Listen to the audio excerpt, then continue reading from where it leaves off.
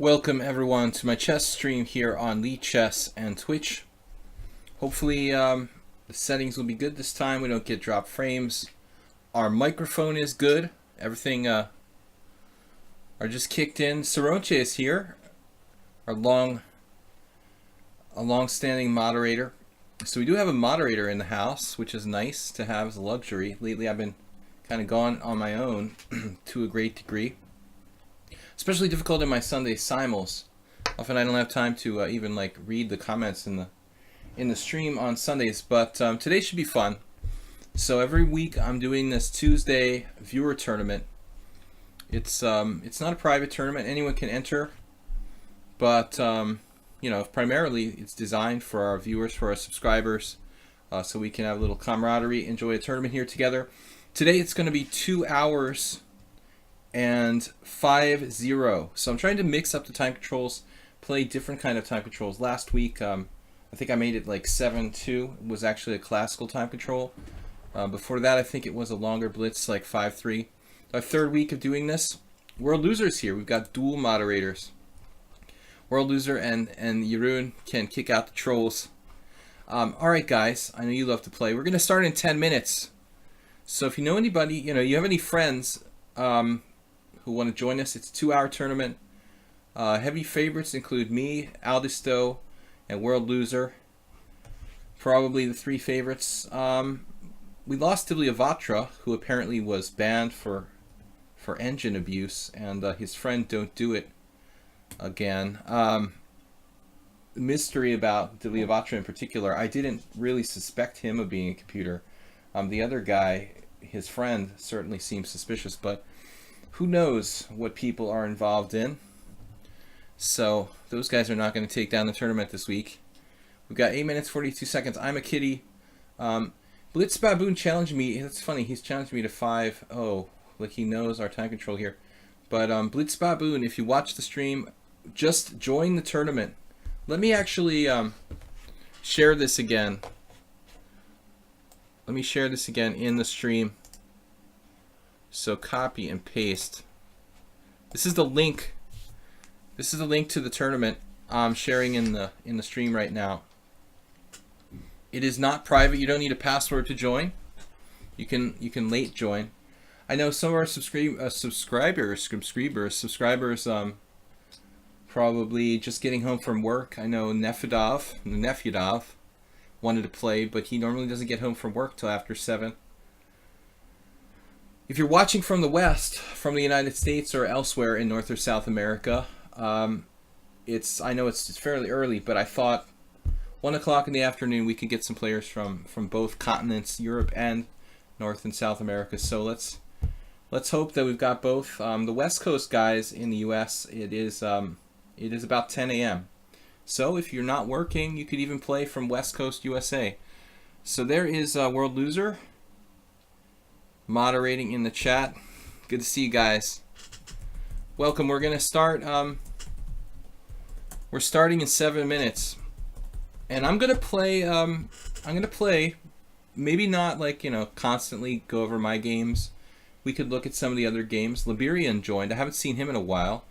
He's very fast, around 2100 from Albania. Ayeste, solid human being. I think has played in simul's before. Of course, Jeroen is a solid player. He prefers simul's. I'm a kitty and Vesta A2. This is a new player. I don't think I played before. So I will try to go over my games as well as maybe some of the other games. But it's a fast time control. I'm not usually doing live commentary in 5-0 time control. So I've got to adapt a little bit here. I'm gonna have to play quickly and not really commentate in great depth as I really like to. But anyway, today's more about having fun, so we'll try to do a more running fun commentary rather than the in-depth analysis that I usually try to do. Hopefully we'll get a bunch of players. Last week I think there were possibly as many as 25-30 players. I don't remember exactly. Anyway, guys, in general, I'm doing streams 6 days a week. Monday, Wednesday, and Friday, I'm doing streams in the morning, 10 a.m. European time, and Tuesdays and Thursdays in the evening at 7 Tuesdays is our viewer tournament. Thursdays is a subscriber stream. And I want to thank you guys who subscribed. If we have any subscribers here at the moment. We've got a subscriber stream just for the subscribers. European guys, please feel free to subscribe. I've been back for 2 weeks. Actually, it's going on 3 weeks since I've been back streaming here in Europe. We've lost a lot of our American subscribers who can't watch. So we need to replenish the base. So I appreciate your support by subscribing. And you can also check out the YouTube channel. I upload the streams to my YouTube channel, Video Chess Training on YouTube.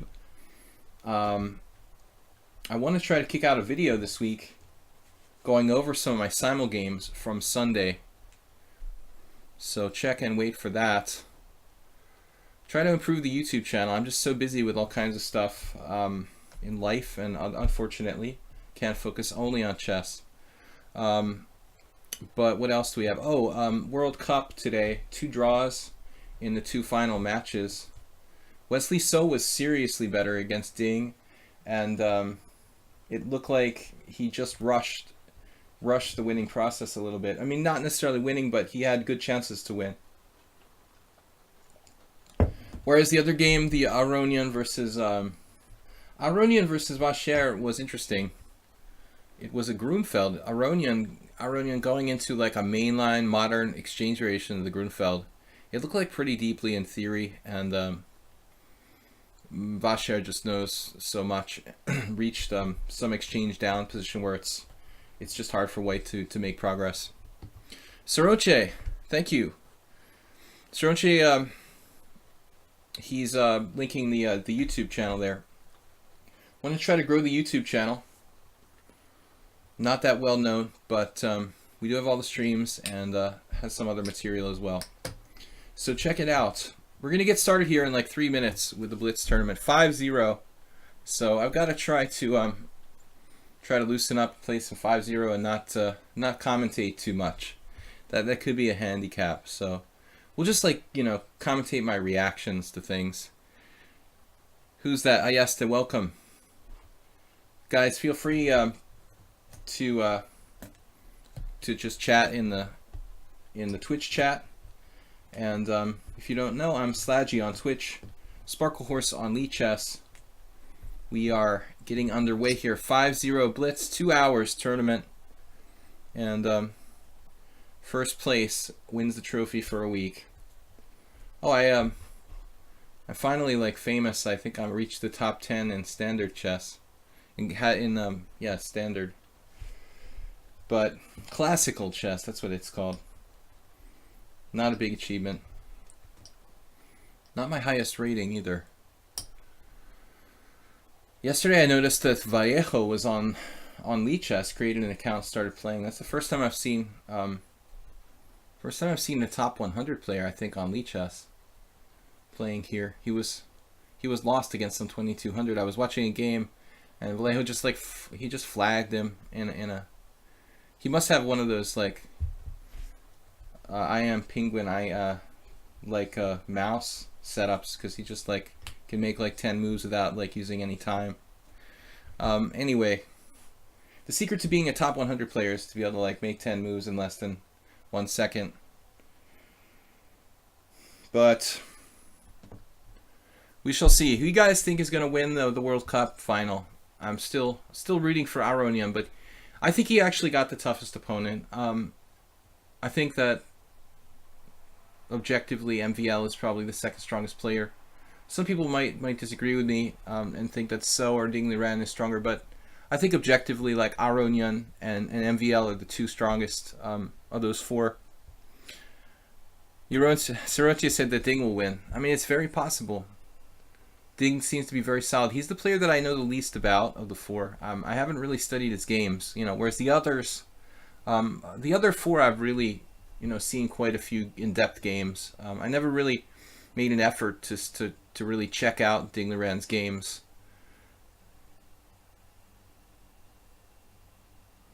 Well, moment of truth is here. We have 1 minute left, counting down. We've got 9 players, and I'm excited. I got a kind of sore neck and need to loosen up. No, it's 5-0. The secret will be like not commentating too much because I'm used to playing with always with an increment here. So we'll just yeah, good luck everybody, and we're gonna get underway. I'll probably play the number 2 player. I don't like the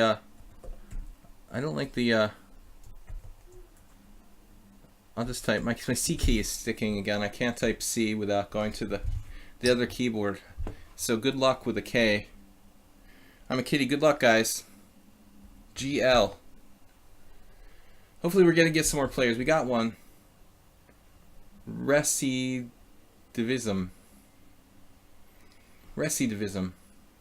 Provisional. He's got 309. That's hardly provisional, but in classical chess. All right, guys. Let's see what's up. We're gonna play Aldisto, I would imagine. 2 hours of tournament.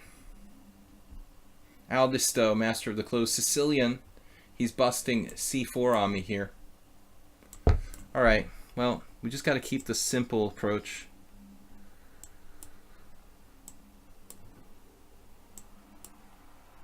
It's an accelerated close Sicilian. Maybe I'll hold off on that. He loves this setup, this Botvinnik type of setup.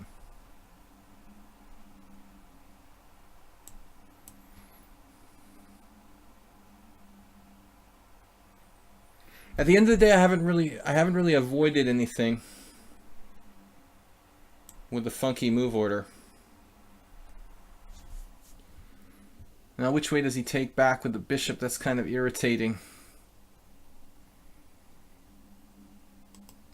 I might have problems already.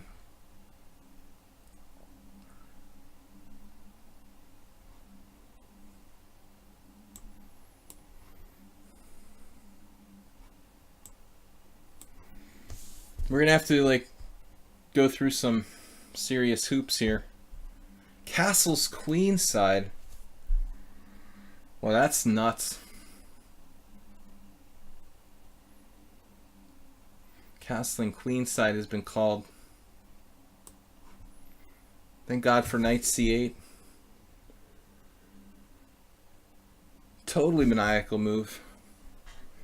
I was expecting just a simple rook d1. I can't castle without dropping a pawn for absolutely nothing now. I feel like I'm playing like a bad hedgehog.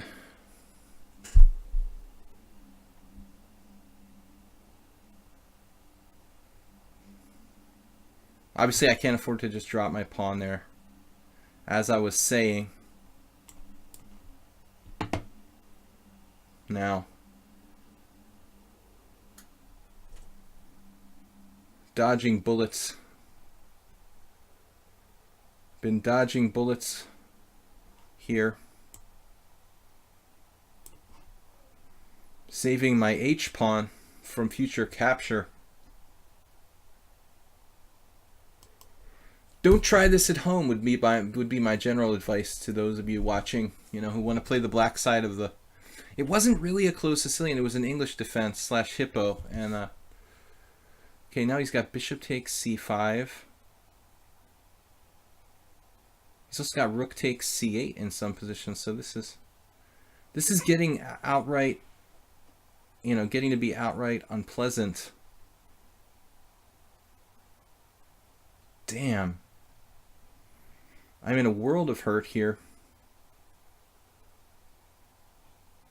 No tactics at all in the position. We're gonna have to sacrifice something. No doubt. Maybe not. I hate my position. Queen b4. Aldisto. Got solid ratings across the board, very consistent. Took on c5. I didn't really anticipate that.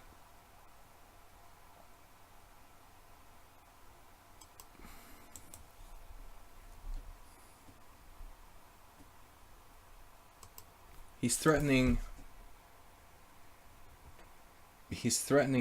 bishop takes c8, presumably.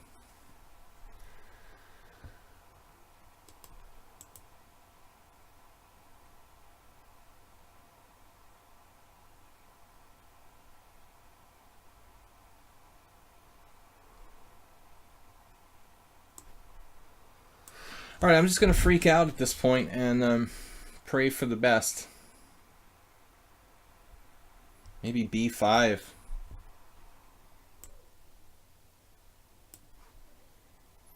Got a time lead and a positional advantage.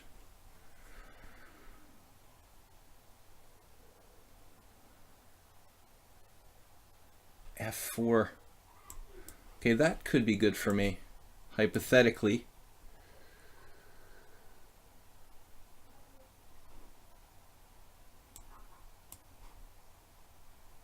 It's like a knight expert.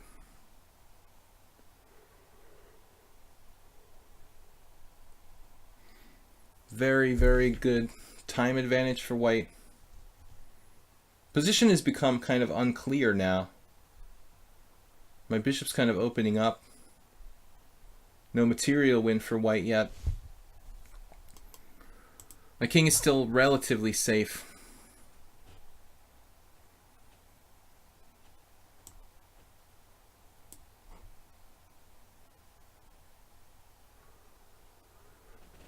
Well, now he's trading queens.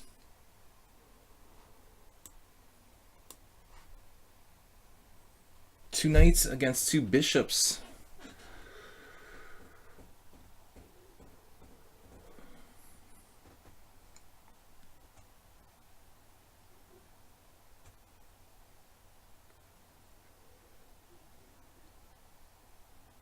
Trying to undermine his whole position on the long diagonal. This is the first moment when I've started to sort of be hopeful here. Rook here, knight check.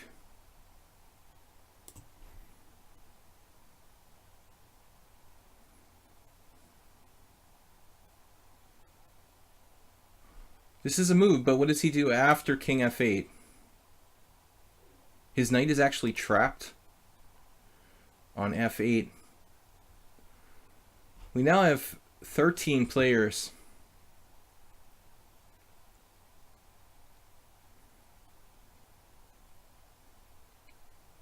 Aldisto had knight c7 last move, possibly. That would actually lose material. Maybe he couldn't actually save the material. He sacks a piece here. Doesn't have any kind of counterplay.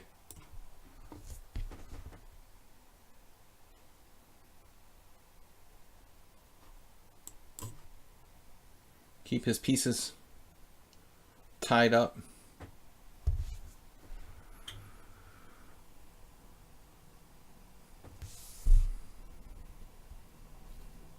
I mean, it's lost for white, but wouldn't necessarily have to resign here.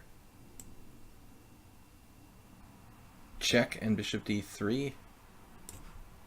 Knight doesn't have a good square.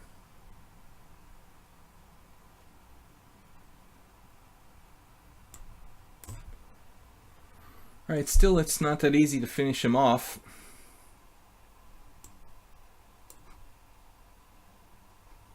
Sudden death.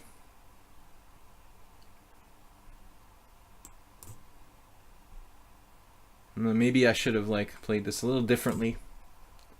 I'm having a hallucination. Kind of significant hallucination there. That my bishop could actually go over my king. Cow jumped over the moon. Wow, what is going on?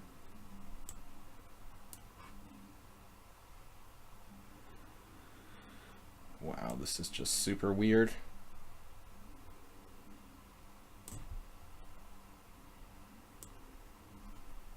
Super weird situation. Why didn't I play like bishop c2 there?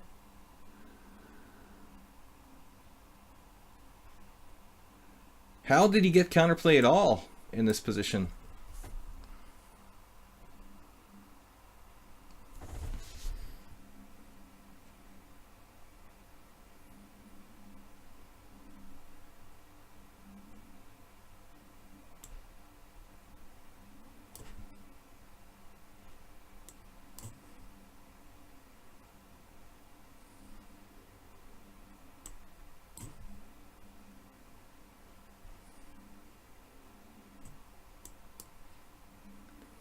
Sneaky checkmate.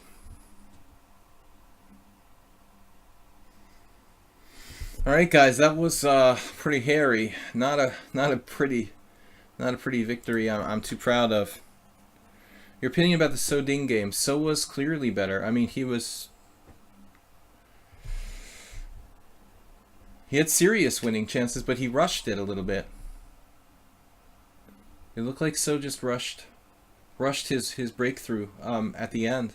He was like 3/4 of a pawn better at one point.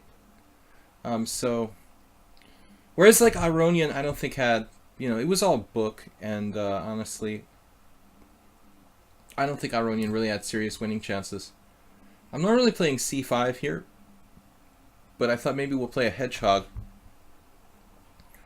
Diovin, welcome. Ah. Alright, well then it's going to be a King's Indian of sorts. I don't remember that. This is kind of like my old repertoire.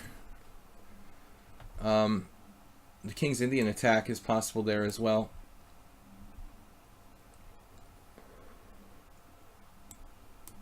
Playing the old repertoire. I also play Queen A5 a lot. I don't think the Queen B6 is quite as good a move, but sometimes it transposes and it makes people think a bit, generally speaking. I don't even know if Bishop G4 is the right move for me here. I'm a little bit confused, to be perfectly honest with you guys. That B2 pawn is just hanging. Kind of greedy, but it's an important pawn. Maybe this isn't even good for me. I'm not sure. One would assume this pawn grab is good, but I'm actually having second thoughts. No, I mean it's kind of got to be a little bit too much for white to really objectively have enough compensation here. Okay, good try, Queen D3. Sort of keeping everything protected. I was looking at Knight A4, but I don't think it's really in white's interest to put a knight on A4 in general. So Queen D3 seems much more solid. But a pawn is a pawn. We're doing the Alexander Ivanov pawn grab. This rook and queen could be sorry.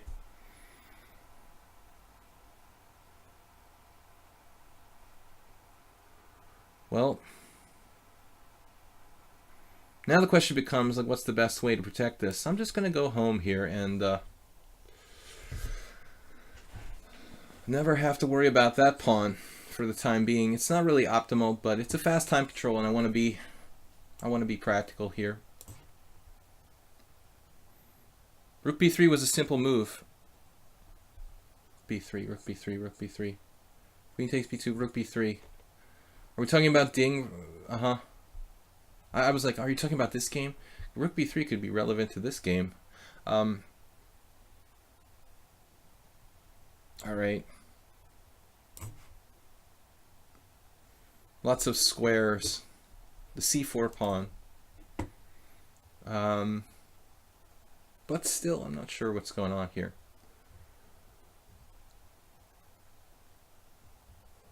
I'm a Kitty's pretty tough. 1680 is not a high rating, and they did beat me one game in the 40-40 simul. Really nice game, by the way. It was a crush out of the opening in a Scandinavian. So in this position,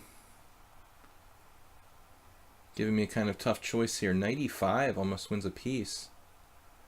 95. Trading my white square bishop undermines my b7 pawn.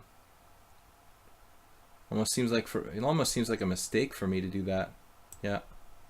Keep it simple. Wow, pre-moved it on me. I'm a Kitty pre-moved. Queen takes e3, knowing I would do that. If it wasn't a pre-move, man, it was a fast move. You have the Paco Vallejo or Vallejo mouse going on. So what do we got? We're winning material. Whoops. Yeah, this move is kind of an unpleasant surprise. Rook B3. Weren't we just talking about Rook B3? Cormoran, KR. Cormoran is a bird, right?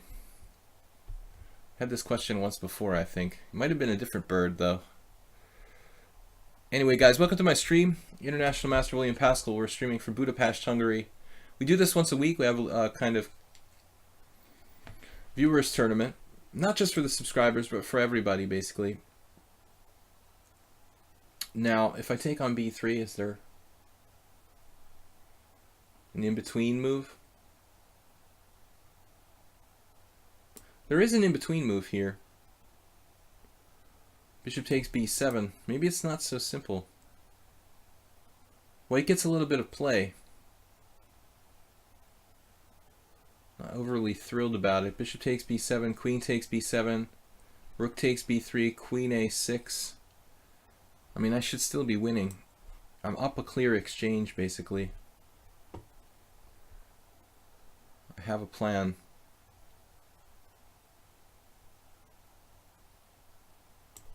Queen a6. He's got... I mean, he, assuming I'm a kitty, is a guy. Believe it or not, we actually have some women that tune into the stream. Steel-handed stingray. I think you're thinking of cormorant. Cormorant, yeah, cormorant. I'm thinking of a dog. Isn't there like a dog cormorant? Or yeah, you're right. I'm confused. Yes, that's correct. I'm getting confused with a bird. So what is a cormorant? Okay, I don't like this knight coming to d5. If I can take on c3 here, he takes with the rook, I take with the queen, then I get checkmated. That's really good. Bishop takes, rook takes.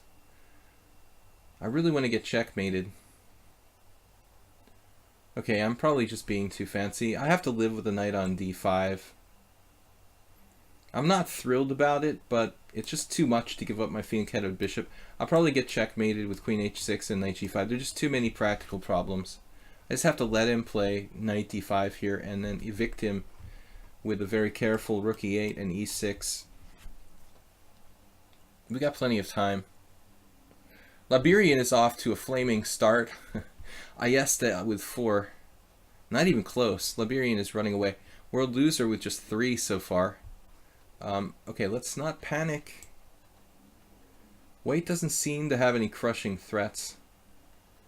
So we're okay. I'm a kitty is getting low on time too. We're basically up the exchange for nothing. Is there any problem here? Rook c8. Developing my last figure. Then eviction is on the agenda. Serving an eviction notice. That knight has to go. He is not welcome. Too many threats near directly in my face. Now maybe we trade some rook. Trade some rookage and should kind of leave white pretty much with no real threats in this position.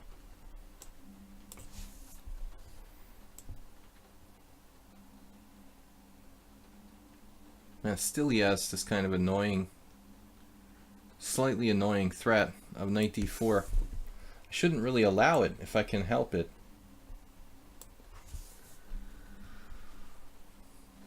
Controlling d4, trying to sidestep that business.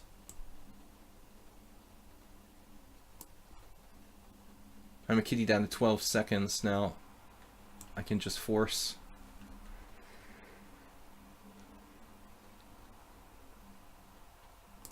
Force liquidations. That's it. Game over. The A pawn just wins. Whoa. Fast. Alright, let's take a break for a second. I need a break for air. Liberian off massively in the lead. I guess I should berserk since they're casual games. What was the idea of rook c8, b8? Why not rook b8 instead of rook c8? Good question. Well, I wanted to pressure c4. kind of tie white down to that. So let's see, Liberian. Is he playing? We can pause in between, to look at some of the other interesting games. Liberian with a... Well, he's clear pawn up here. He's probably going to win this game against Ayeste. He's got a minute and extra time. Back to the arena. Pairing players, get ready. I'm not going to berserk, though. Somebody's got to stop a Liberian.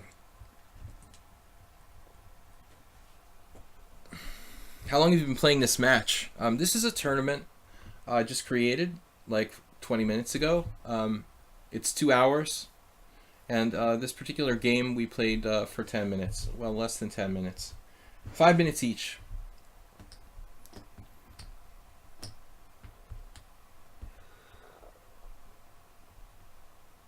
All right. What's up now? Aldisto. So you get extra points if you agree to use half the time, which is what berserking is here in this lichess arena. How many players do we have now? 22. We just welcome everyone. Andrea Peroni, active guard. Flo Flammer. Cyrillic name I can't pronounce. Scoop of Poop. That's a great name. Crest Book. GM Crest. Aficionado. I'm a Kitty Ruin. Free Helios. Alright, Orbitich from the USA. So we did get an American player, at least one. You guys got to start the game within 25 seconds, right? Or you get forfeited. Anyway, guys, please subscribe to my stream if you enjoy it. I played this with Black against I Am Shandar Kushtar once. But objectively, I guess White should challenge b5 with this classical setup. I have to admit that I don't know the theory that well here. But you're not supposed to play knight c3 too quickly. Andras Shadorian recommends playing like d4 and delaying the knight, playing for more direct tactics and stuff. Okay, this is thank you, lichess. We're supposed to play d4. Lichess just saw me click on the d3 square. It's just really dumb. So I lost a vital tempo in this position. I have no advantage because of d3. I love it. Wonderful. Maybe we'll just play like a tempo down. This is sort of stupid now. Probably I should just play differently since I made the mouse slip d3. We'll try to remain positive. Play a safe setup here. But no, this is bad. I mean, I should never play d3. The intention was to play d4. Now, Orbitich is equal, at least. I guess he's not better, but I lost all attacking chances I had because of that silly move. c5, this is the point. So I don't really have much. I think maybe c4. Can't do it. I don't like my game anymore. Lost all opening advantage.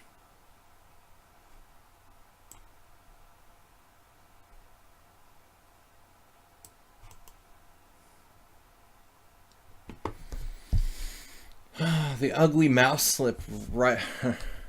What am I trying to say? Rears its ugly head. The mouse slip, d3. I don't like that delayed mouse slip, clicking the square and counting. They've got to do something to change how that works. Basically, if you click a square, after 5 seconds it should not count anymore that you click that. There should be like a delay that ticks down. If I touch the d3 square, that shouldn't be my move like 5 minutes later when I click another square that could be somehow connected to that. Anyway, I hate my position. I have no idea what I'm doing. I have no plan. I have no center. I love it, basically. No center. Welcome to the land of no center. Actually, I almost put my bishop on f1 to begin with. Pretty much do anything here. Black just has a good strong center. Maybe my only hope is to win on time or something. I have no strategic plan. Well, that's a nice sort of softening of his position around his king. I like that. Bishop g5. He wants to play, you know, e5 maybe.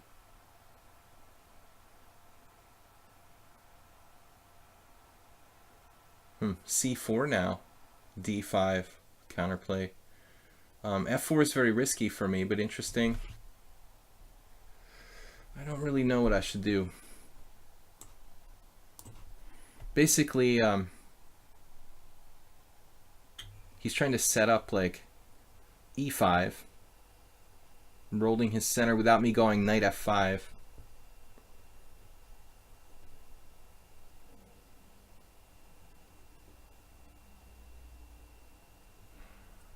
I don't really like this not having any center. You know, I don't know what I'm supposed to do. I have no control over the position other than with my pieces.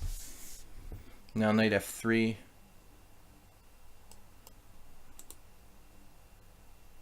Knight b3.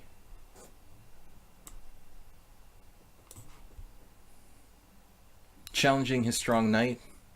I really don't know what to do other than like simplify and go into some kind of endgame. Anyway, I'm commentating too much for this time control. 5-0. D3 is so sick. I can't believe I did that mouse slip. Not a traditional mouse slip. Alright. Trading pieces. Well, nothing special really happening.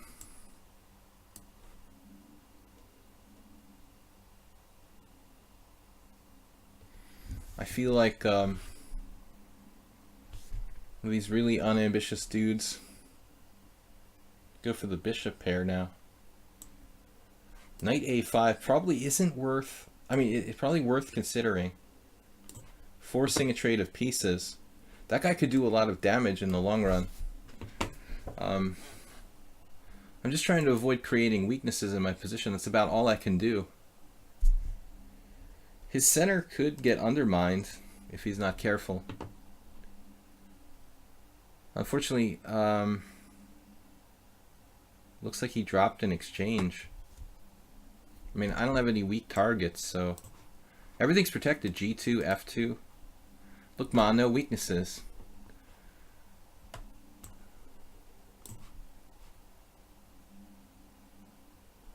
I think we're just winning now. Queen, oops. Yeah, that's the one way I could like lose instantly. Damn. I have a sensor for like bad moves. Bishop g4.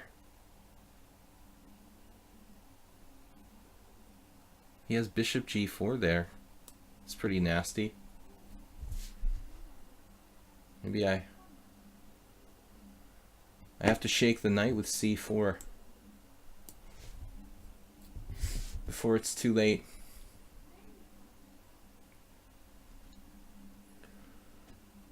My sense of danger saved me. Queen b6 almost got me. Then rook d1, bishop g4 almost got me. Both based on the queen b6, knight f2 check. Now he's got, you know, I don't know. I mean, he's got no direct threat with this move. Famous last words.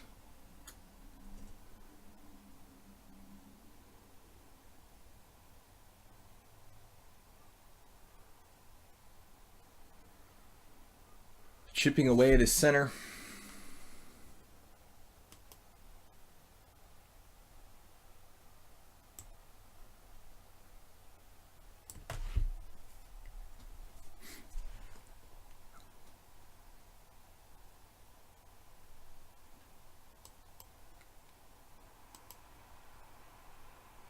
F3.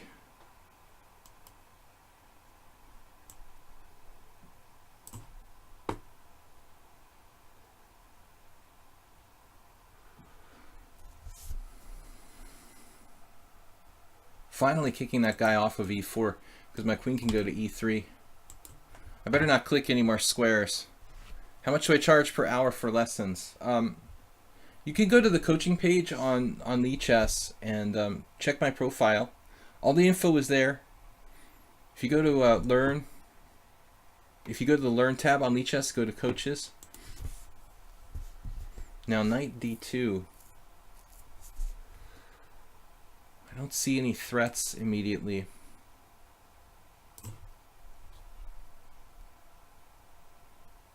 I almost just like had a convulsion. Knight f3. He's just freaking out. Alright. Well, I don't think that's enough.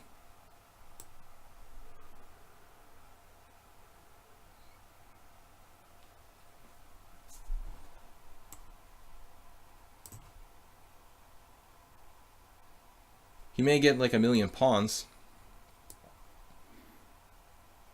but not sufficient here. I do teach private lessons. I spend a lot of my time doing that. If you guys challenge me like to a game here online, and you know, if I decline, chances are I'm probably like teaching a lesson or something like that. I normally like to play everyone casual, you know, games sometimes. My queen is just awfully strong, you know, centralized, so it's mate. Nice try, Orbitich. Really bad mouse slip. Man, that was... Oh, we got a subscriber from Steel-Handed Stingray. Thank you. Steel-handed rather than steel-headed. Steel-headed Stingray. Sounds cooler. Or more like a real kind of animal, since stingrays don't have hands. But steel-headed. It looks like Liberian's going to be tough to catch. He's like berserking his games. You also get extra points in the arenas here, arena tournaments on lichess, if you win like a streak. So you just win like a bunch of games in a row.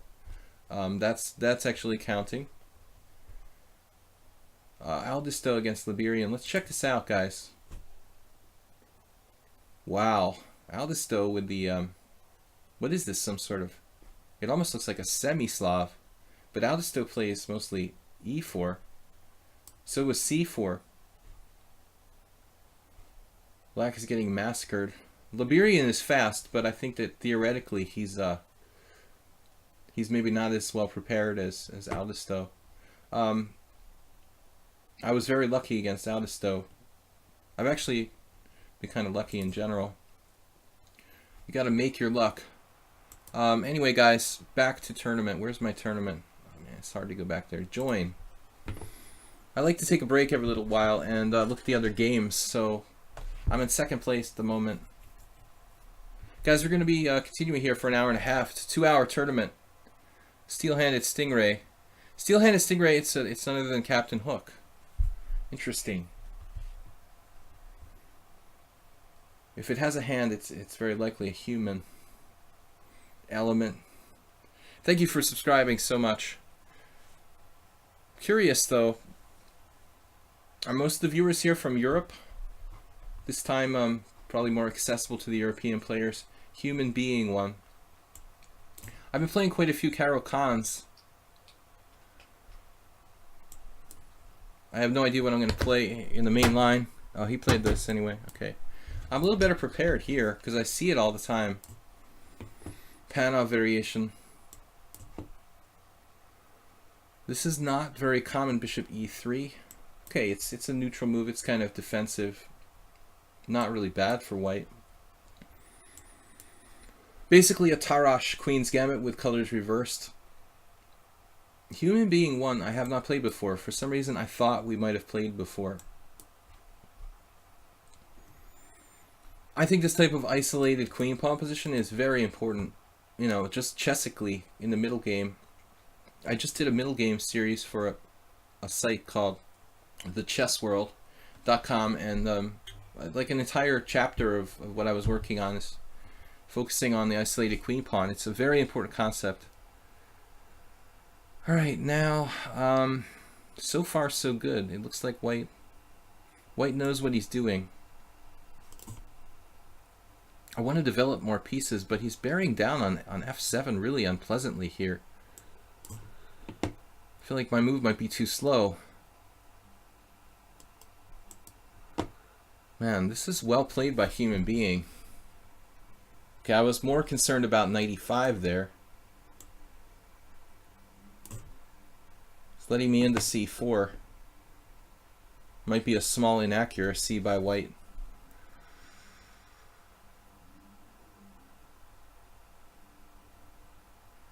Normally in the stream I'm doing like commentary of tournaments. I'm dropping a lot of frames for anybody else. Uh-oh. No, nobody else. We are not dropping frames. According to my OBS, online broadcasting software, not dropping frames, so I do have a tendency to do that. I changed some... Yes, frame is suffering a little. That's weird. Well, I don't know about dropping frames. I mean, according to this, I've dropped 0 frames. I mean, it may look a little bit optically choppy. I think it's just a low frame rate. Yeah, I mean, I don't think it's anything to worry about. It just, you know, like my camera will look a little bit sluggish, and I'm on a low frame rate. I can probably tune it up next time. I can raise the frame rate a little bit. But I wanted to be on the safe side that I don't start dropping frames. I'm not that technically oriented. This is like pure tactical chess here. Queen d3 with the idea of knight takes b2, queen b5, trapping my knight on b2. It illustrates a very, very tactically minded player. But I have knight takes b2 with other complicated and interesting tricks. Man, alright. I mean, he's letting me play bishop takes f3, bishop takes c4. That's outright weird, too. Knight takes e3. Queen d3 is nothing short of like an amazing move. I mean, human being, you call yourself. That is... Oh, man, queen d3. How do you calculate that? Wow. You know, that's the move to make someone like lose on time. I mean, I just like, what? I can take on b2, I can take on f3. None of these moves work or do anything. I mean, that is just strange. What an amazing idea. No, not too many people, you know, would find that move, honestly. Seriously. I mean, that is not a human being move. I'm scared now. All right. Out of total desperation, I'm just going to trade pieces here. At least I had traded pieces and negated some of his dynamic initiative.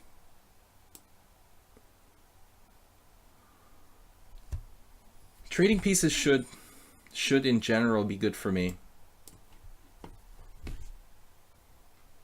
1995 classical, 1700 bullet. Still, I can't get over queen d3. That is an amazing move. I don't know, man. I mean, wow. Queen e2 didn't work because I had like bishop takes f3. That's the entire... Actually, maybe queen e2. Bishop takes f3, queen takes f3, knight takes b2, queen e2 you could even do. So you could possibly have done queen e2 as well as queen d3. Queen d3 a little bit more beautiful in some sense. Okay, now... you know, I'm starting to think, like, what's the deal with the c-file here? I don't want to simplify too much, but time is really important. b4. Not a very exciting position.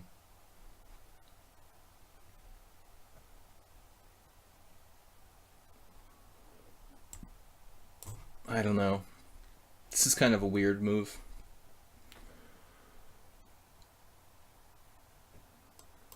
Guilty of not really doing anything.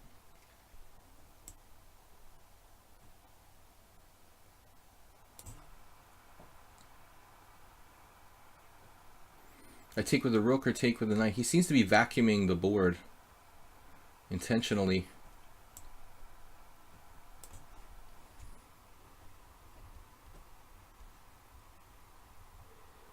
There's no check on f6, so 94, 95 loses a piece. I'm defending a7.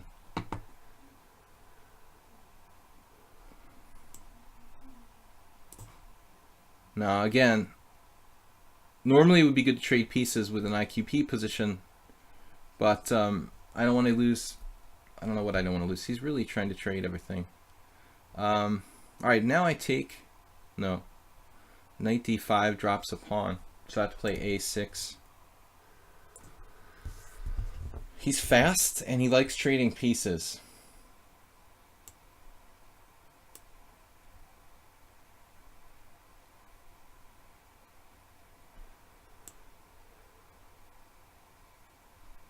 Yeah, maybe not a good move for me, but he's threatening knight a4.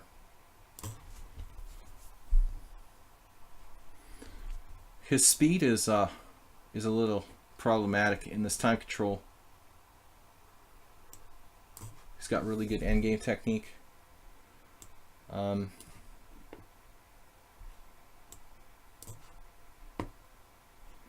he likes trading pieces.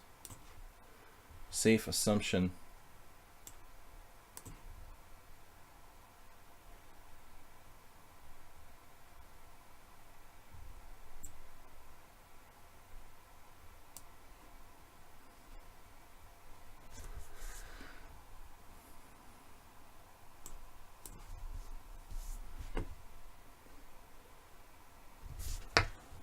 Staying ahead of me on the clock. Kind of surprising for his rating. I mean, you know, he's not that high in like bullet. 1700. He's pretty fast though. Now I can play king d5, rook takes, pawn takes.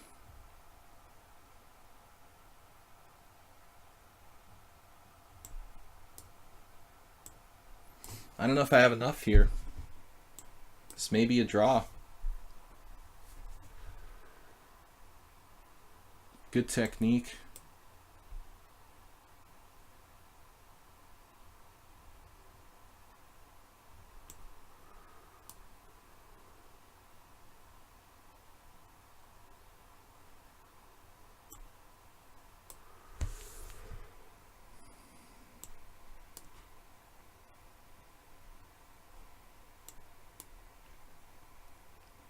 He's extremely fast.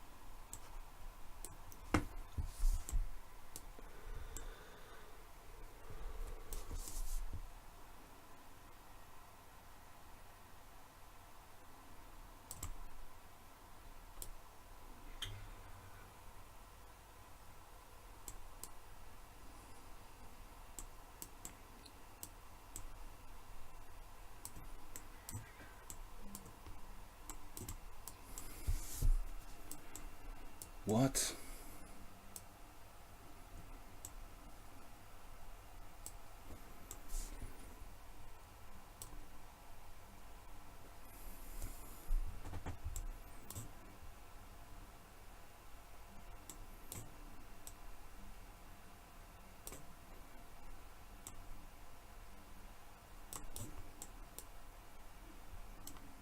All right, man. Good game. I don't know. It's not your typical 1800. All right, dude. Good luck in the tournament. Too fast for me. All right, let's go back to the tournament. Human being. What's his results so far in this tournament? He lost 2 games to Aldistone Ayeste. Wow. Impressive, man. Impressive. I don't think I was winning till the end. Maybe at some point at the end. 5-0 was a bad idea. No, I mean, I'm like, I haven't lost like the last 40 games I played a 5-0. Normally I wouldn't lose, but commentating is kind of tough. But I never should have lost on time. I just miscalculated the king and pawn end game. I thought I was queening first. I don't know how the heck his pawn got in front of mine. I really just I shouldn't have ever had any question of losing there. It should have just been a draw at worst. I'm very strong in 5-0, but I misjudged the king and pawn endgame. I let the time get a little bit out of control. But I'm usually pretty strong. If I was berserking, I could win the tournament, but I don't feel like doing that. It's just kind of silly in my opinion. Alright, so we won't berserk. Now this game I was, kind of drifting back into playing as if I was playing 5+2.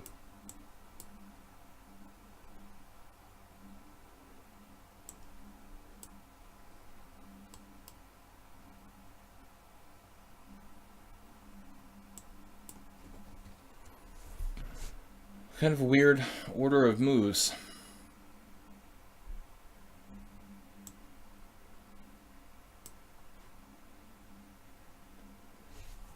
How does that work? Oh, it's defended, right.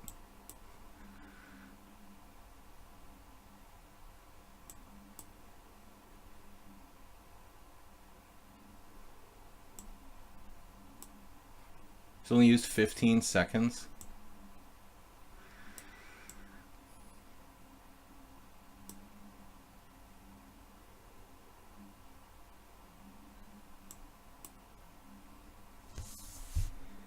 I think he had better. I really do.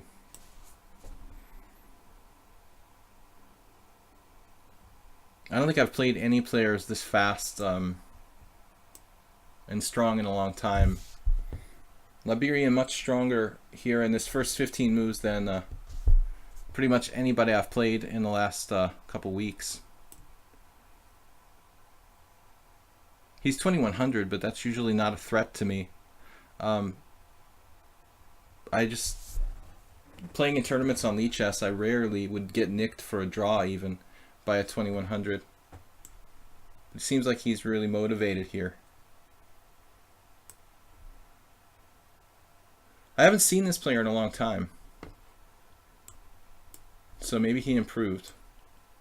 Last time he improved a lot when he reappeared in one of my streams.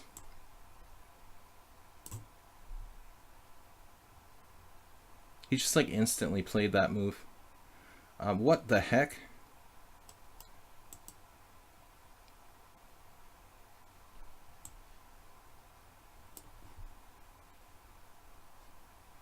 He's playing a little bit too fast. Anyway,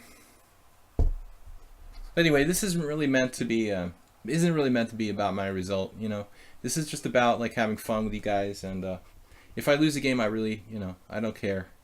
I don't like to lose, but it's not a big deal, so it's fine by me. This is probably going to be a draw. Looks like everything comes off. It's just like a forced draw. Draws happen to me. I do have a number of draws, like recently.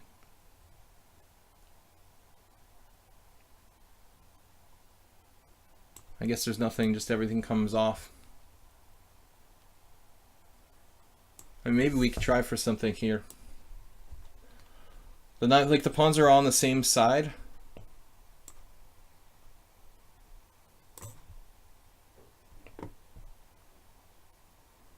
The rooks, knights don't really like positions where the pawns are on the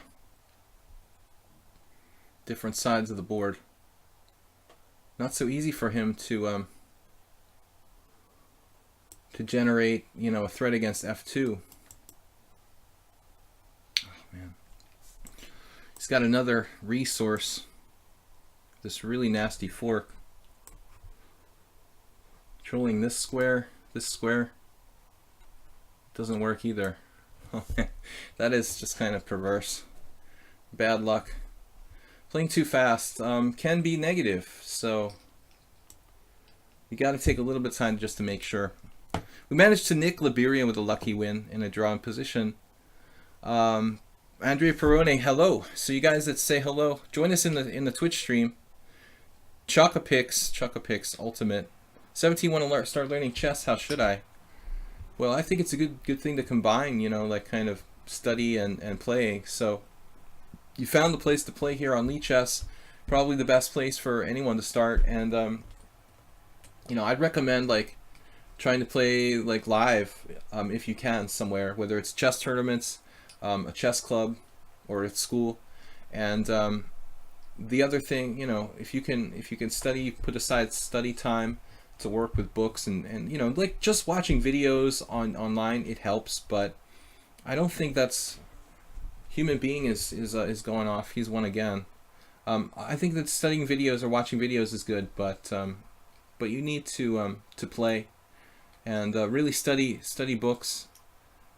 Get some maybe even chess software, but that's kind of advanced. So I would stick with beginners books and playing online. I'm a kitty 1680. So we got unfortunately unsettled by a loss against human being. It was a game where we were better the whole way, but wasn't easy to win. And then I misevaluated that king and pawn in game, which I still don't understand. How did I think I was queening first? Could I miscount it that bad? I missed by like a fold move. I'm a kitty. We already played once. It's a strange tournament system here on lichess, the arena, so-called arena, where you can play the same player like 2 or 3 or 4 times in the same event. Steel-handed Stingray says, how do you feel your over-the-board 5-0 compares with internet speed? I think they're both kind of non-related.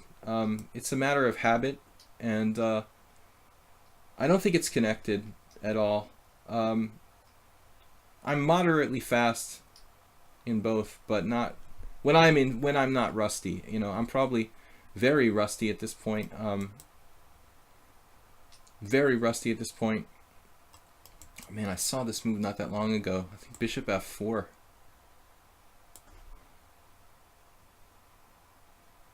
Very rusty at this point over the board blitz. And I'm not really bad in 5-0, but you know, compared to people like we just lost, you know, we won a game against Liberian. He's playing the game like it's a bullet game. My time usage is better. Against human being, wasn't really optimal. I didn't leave myself with enough time at the end, and I played like it was basically played like it was an increment game.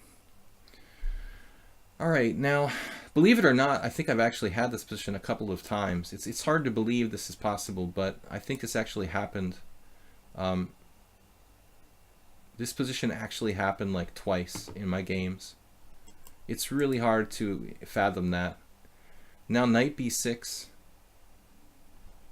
knight b5. This is all the computer analysis. It's a completely, like, a seemingly totally, what's the word I'm looking for? Obscure position. But for whatever reason, like, this popped up in a couple of games, and this popped up in a couple of games in the stream. Otherwise, I probably never would have seen the position. I mean, rook b8 doesn't really exist, theoretically. So, where can I find a schedule of my streams? Well, if you check the front page, you know, on Twitch, I do have it in there. It's not glaring out, but now bishop c7, queen e8.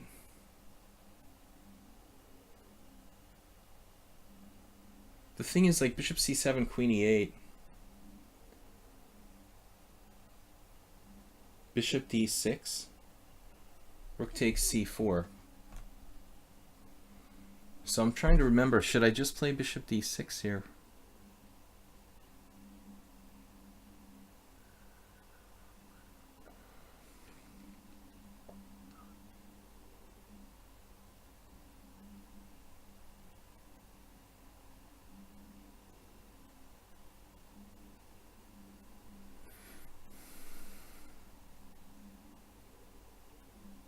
Bishop c6, bishop c7, queen e8, knight d6, and then he's got, right, knight d6, queen e7, then chop on c8. Does that win by force? He's got queen e6 instead. It's like a computer variation.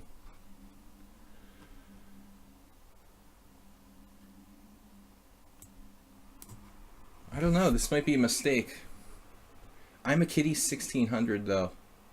He's 1894 in correspondence chess. Already beat me one game brutally in a simul there. It's playing like a machine here. Possibly a very reasonable exchange sacrifice.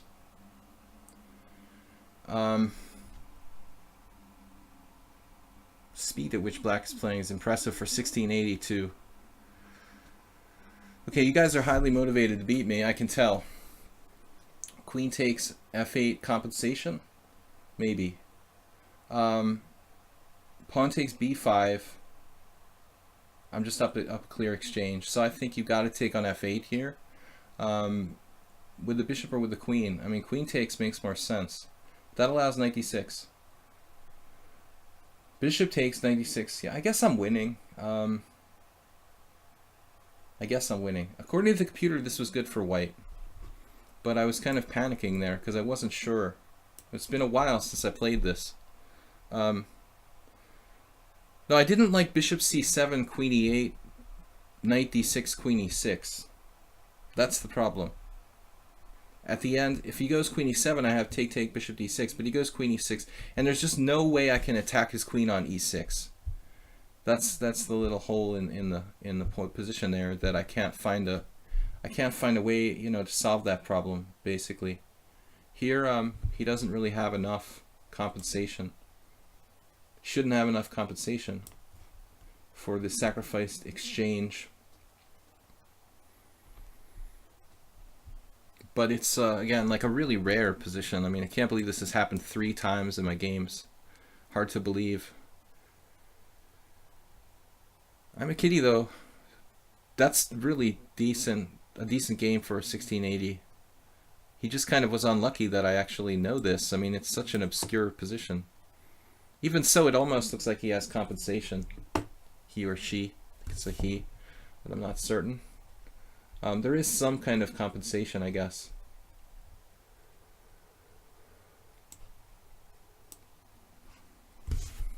But, you know, if you compare this to like Aronian versus MVL from today, it's a much different scenario.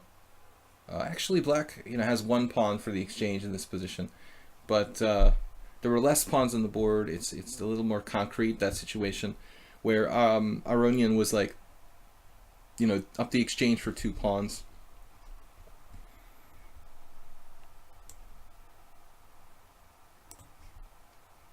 It should be a win. 1 pawn for the exchange is not really enough. I'm just getting blown away by like Liberian and Aldisto. I don't know if they're both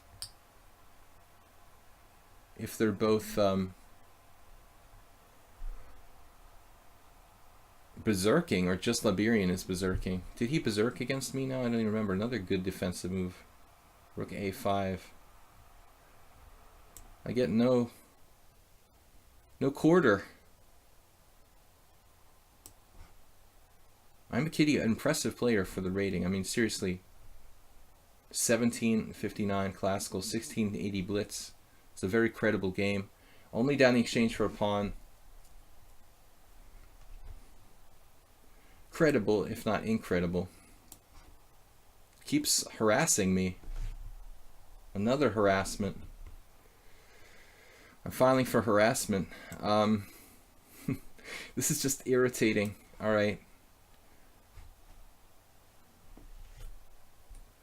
Yeah, gender. Lower house, as in parliament. Try to be relatively politically correct. I'm not a huge fan of political correctness, but I do try to play by the rules and be polite. I think the political correctness is taken too far in today's society, but so be it. Okay, now trading queens would actually be good, but I don't like trading queens and fixing his pawn structure. See, I think he should just play king h7 there. Now it's over. My king can just simply walk over, and I'm going to pick up a pawn here. Make sure I didn't miscount something. If d3, I just go back to d7. His king is cut off. He or she. h4 check. Let's have a little look at that. Yeah, up is not good. You're headed back, buddy. So, interesting and funny variation, though. It's amazing that I actually had this in my in my repertoire.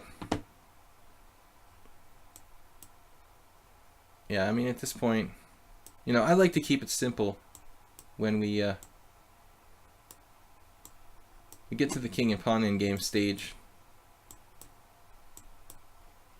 You know, I'm not sure it's a good idea in one of these tournaments to not resign when you have a lost position. I mean, look at the speed. If you have more games to play, I think you should just resign and go on to the next game. I mean, look at Liberian, how quickly he resigned when he lost a piece against me. I mean, you know, he could play more games as a result of that. You know, so I think you should just give up if you have a contention for a prize, so to speak. I'm Kitty suspect for 1680. I mean, they played better than 1680. Yeah. All right. Anyway, it's more like 1980, but you never know. So these two guys are running away. Cormoran, we could catch this human being in Cormoran. Let's try to catch up. I would like to finish in the money, so to speak. 30 moves within 2 seconds. Aronian against MVL, he expects rook e7 instead of queen e7 from Diovin. I haven't looked at that variation very closely. While Liberian playing the Catalan with white, some kind of Catalan, looks like he has a really good game. Catalan or like reverse Grunfeld, good position for Liberian. He's probably going to win again. He only lost against me, and it looked like he looks like he won the rest of his games. Guys, tomorrow morning I have a stream. More worried about rating potentially. I don't know what you mean. Anyway, tomorrow, this is unrated, so it doesn't matter. But anyway, I'm not berserking. You know, it's hard to win an arena tournament without berserking. I've occasionally gone berserk, but it's not really like what I like to do. I like to see how high I can finish without berserking. I don't know. I'm not primitive enough to go berserk, really. If this was like for money or something, I mean, obviously, you know, I would start berserking. Bishop c4, this variation is very popular. I'm not a huge fan.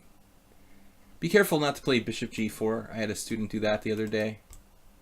And be careful not to click on squares. Here on lichess, it just gets me in trouble. Alright, well, we're going to play e6 here. Vesa 82. Basically playing a defense that black would normally adopt against the English opening. My setup isn't really great, but it's okay. It's not bad for black.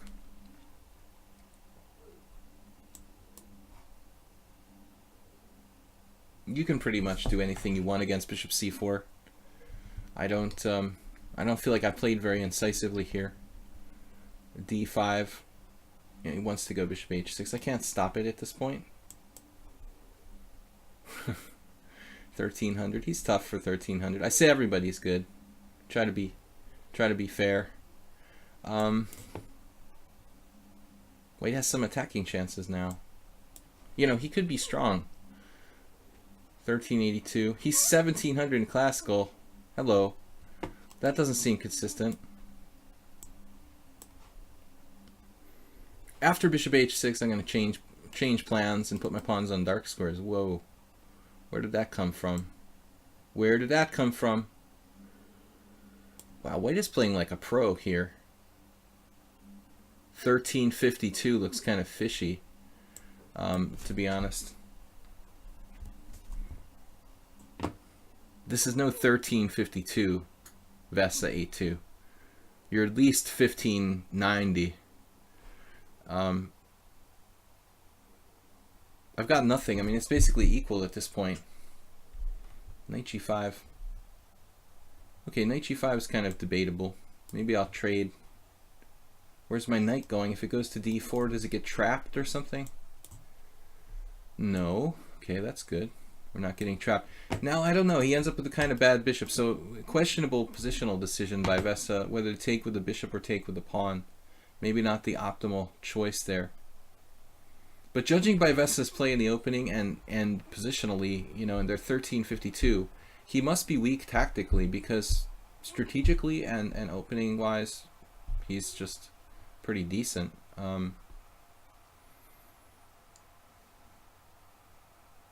Now we can misplace his knight on h3, but it's not really like a big deal. I've actually got to be careful I don't get my own knight trapped on d4, as I was alluding to earlier. Nascimento says, that's why they may not resign early if they can swindle a time win. Okay, but yeah, I mean, it's unrated, so that's why I just thought it's not that relevant about the rating question. Here, though, Vesa kind of making some strategic mistakes now. I think it was better to go knight h3, as ugly as that is, you know, to kick me out with c3 and not give me f5 with tempo, because f5, f4 is not devastating completely, but looks pretty unpleasant for white. Now f4 and additional tempo does have a good square, but I'm not sure that's really worth it. You know, this is going to be very unpleasant for white. Various mating threats now due to the f3 pawn, the most dangerous pawn in the world.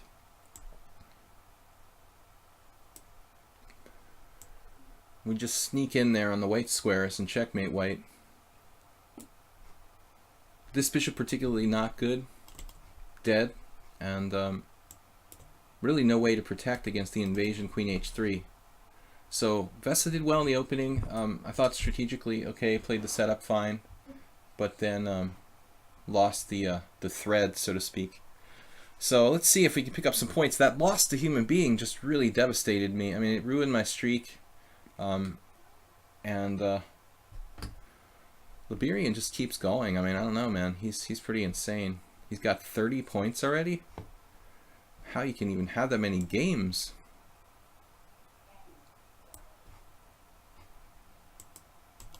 Why is there still a green arrow on the board? All right, now only move for white is still no forced mate for me. Unfortunately, rook f5 is not going to work. You can also alter the way you play. I mean, if like winning this tournament was really important, I could be like King Crusher and try to play like totally insane variations just for the sake of winning. I'm a little concerned my queen could get trapped here. I don't have a forced win. d6 is hanging, so he's got g4. If I tried to do rook f5, there was always g4, messing with my whole checkmate scheme. That's why I decided to do this. But kind of anticlimactic, having to retreat and kind of re-win the position again. And this is a disappointment. I have no way to checkmate. How many points per win? I'm only getting 2 per win. You get 4 if you have if you're berserking and like using half the initial time. And what else? All right, the knight on e4, it's just got to go. Maybe I'll play queen f7 first, and then plan on something like this, kick him out, trade him off. But still, Vesa, like, very reasonable for 1300. Coming back, like, and defending, you know, from a really difficult position after initially being toast. So a second win here for white, basically. I'm not sure this is all that easy. Also pretty fast. Tied down to my e7 pawn. White has some compensation now for the exchange. Maybe even b4 is a good move. Unbelievable. Not your typical 1300. You guys bring out all the special players. Of course, you probably wouldn't be watching if you were the typical 1300. We're in 7th place. I can't even get a prize in my own tournament. So 5, I guess, if you got a streak starter, and now finally we're gonna win. Bishop b1, breakthrough here. So I like b4. Prior to that, you know, instead of king up, it wasn't necessary. White plays b4, and there's still some glimmer of hope for white in that position. Now we're winning. I really thought it was going to be an early checkmate. It did not materialize. I'm barely ahead of like Orbitich. My style is also pretty stable, so oftentimes, you know, since I don't play like really maniac style, I take a lot of time to like grind down my opponents, and the arena format is not really the best for that kind of player. You know, the long endgame grinder does not really excel in this format. I wish you could have more than one kind of format though for the self-made tournaments. Self-made man. We are in 4th place at the moment, but I think we're gonna lose. You know, we're gonna lose it shortly to one of these guys coming in front. Maybe we're gonna have to berserk a game. Actually, nothing to lose since it's unrated. Spinal Tap chess. What? The most dangerous pawn in the world? What's that? Which one? The F. Oh, the F3 pawn. The F6 or F3 pawn. Absolutely. All right. I'm not gonna berserk. I want to give you guys your money's worth. If I don't cash in the tournament, I don't cash in the tournament. I just hope that a steady approach would work, but I unfortunately dropped the point. My favorite variation of the Trompowsky. Come on, guys, give me some pieces. Let's get against Oliver Mihawk's father. I played this line with black. Mihawk Laszlo versus me, last year's Hungarian team championship, or Budapest team championship, sorry. But knight f3 looks kind of non-venomous. A more non-venomous move than queen h5, which is the traditional sharper try. Yeah, they like to do this. They like to give you the bishops in this Veresov / Trompowsky Cormoran KR. Now, I don't know what I'm really going to do here. He looks like he wants to castle queenside. That's the feeling I'm getting. Either way, man, I'm cool with either way. Oh, you want to castle kingside. All right. If you want to castle kingside, that's another story. Should I think about castling kingside? Kind of a tough call for me. I don't know what to play here, honestly. This is a little bit off my repertoire, you know, off my pre-prepared territory of openings that I have worked out. I am not familiar with the situation at hand. Very solid play by white. Rock 2194. Yeah, all right. I really need to take care of my king, and I'm not planning on castling. Queenside. Okay, well, I don't know. White's super solid. This is a very important game. I can't afford to lose. I don't know anything about this player. Never played them before. Despite their having many games on lichess. Now I need to get my king to a safe haven. The upside of bishop c5 is that it develops a piece. Normally I would there's that arrow again. I would think about trying to castle kingside here. The position is objectively equal. I have a strong center, but my king is not as safe as white's, so it probably balances out. Hey, Steelhand Stingray. I live in Budapest. Yeah, but I'm obviously not Hungarian by birth. Okay, knight f3 back again. Well, it feels like maybe we can play a5.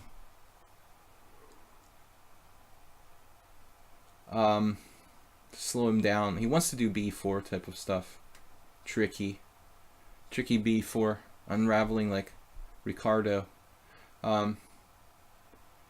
Ricardo Montalban. Ricardo Rapport. Rapport is obsessed with playing knight c3. I mean, he just can't get enough of the like stuff where he goes knight c3 or knight c6. I think he likes staying out of theoretical paths. He put up a credible performance before he ran into ding. He got dinged. I think a3 is pretty much the only thing that I'm concerned about here. But after a4, b4 takes, it's kind of awkward for white. Like rook takes. What does he do? We're out of here. I am so castling kingside. King h8 and snuggled in the corner there with my dark squared blanket. Alright. Yeah, I don't like that business with b4. So king h8, rook g8, rook g7, or maybe f5 at some point. Now he's back to his other ideas. Can white harass my... That shouldn't matter. I mean, I can defend against any major threats. f5. Laszlo Mihok. Should I play f5 myself? Probably.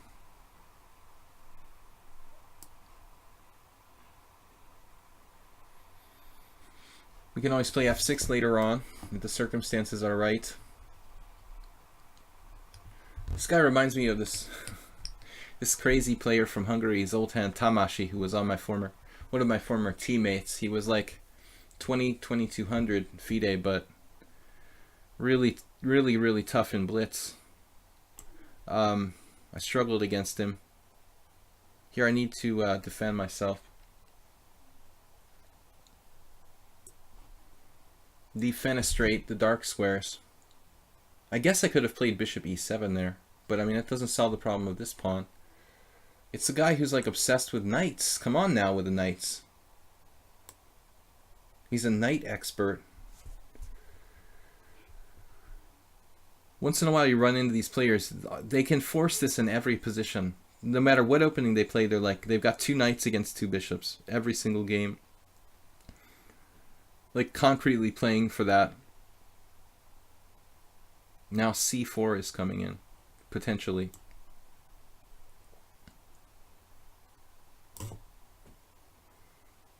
We have the time advantage.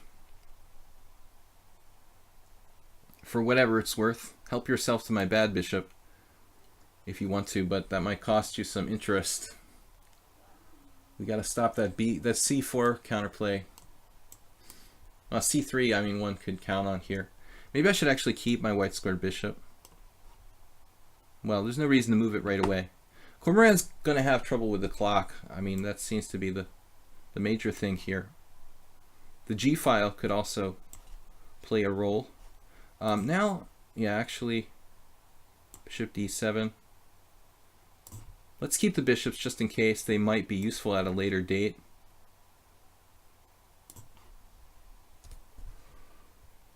He's a tricky knight player. Zoltán Tamási of the internet.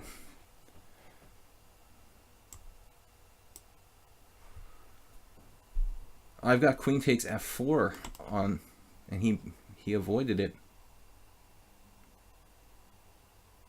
This is really irritating to play this move now. I hope. Yeah, it's protected. The f8 rook is protected. Look. Now what? Queen d8, bishop e7, queen takes f4. Oh goodness. All right. Man, this guy is insane with the two knights. Crazy with the knights. Get out of my position, sir. Whoa. No more queen. I mean, even at the final moment, I mean, it's probably like he's okay there until he drops his queen. Well, it's just like a tiny bit worse. Not a fun game to play with, like, no time. MCMXCV3 1998. What's up? How are we doing? We're in 4th place. All the favorites are still in the lead. But it's looking like World Loser is kind of opening up opening up third place. I need to beat some of these guys head on. You don't know the opening. Oh my god. You call that not knowing it? I thought you were in your wheelhouse there. Just a player you felt. It seemed like you were very comfortable with the knights against bishops. I definitely, you know, I don't mind playing that kind of position, but I'd rather have like a long time control to do it. I don't like having the knights and bishops like with 16 pawns on the board and like 1 minute on the clock. It's kind of hard to formulate plans in closed positions when you have very little time. Interesting game there, Liberian against Human Being. Human Being performing above his rating in this event a little bit. Well, no, he lost a couple games. He did beat me. Nefedov was here. Welcome, Nefedov. All you guys who subscribed, Protagon, thanks for resubscribing the other day. Again, I'd like to thank Steel-Handed Stingray for Hammer-Headed Shark for subscribing. Look at that, Liberian with 5 pawns and a queen for queen and bishop and pawn. Uh-oh, A4 probably drops a key pawn. Or he has a check, actually. Oh well. You'd think White has at least a perpetual here somehow. He has, whoa, he has queen takes, that doesn't work either. Queen takes e6. Tense battle. Morales has been a tough player for me. He's picked off a couple points here and there. It's 5-0, so I need to move quickly. Kramnikian setup.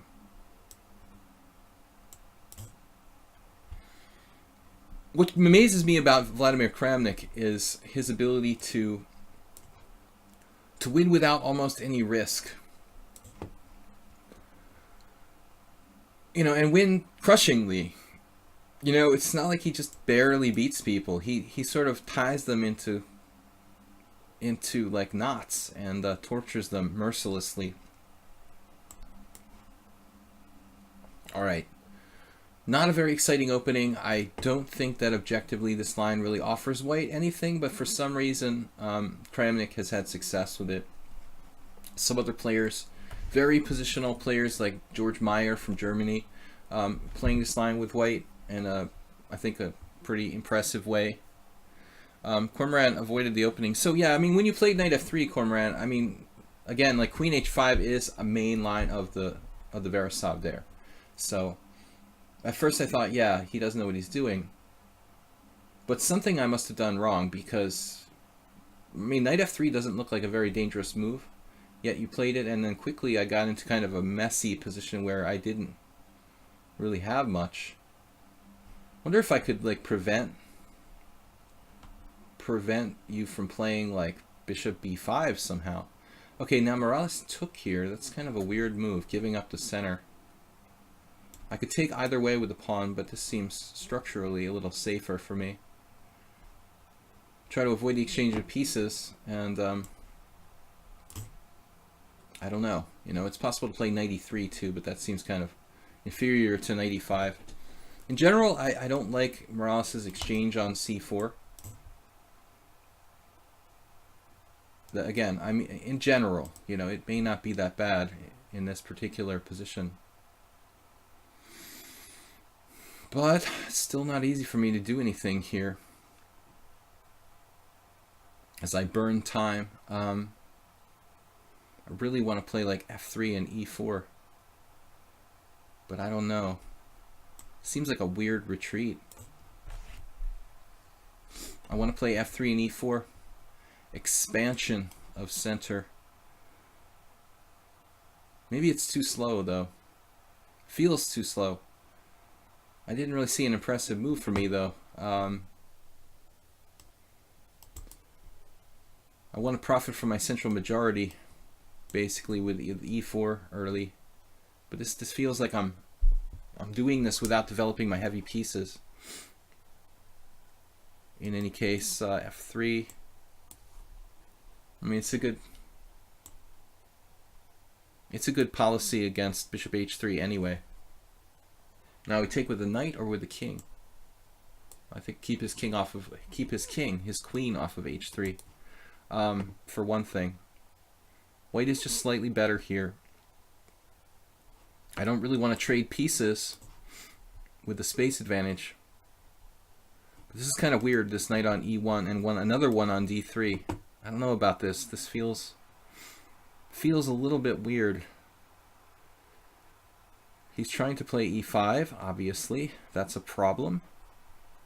Gets that in. He's got a good game, or at least a decent game.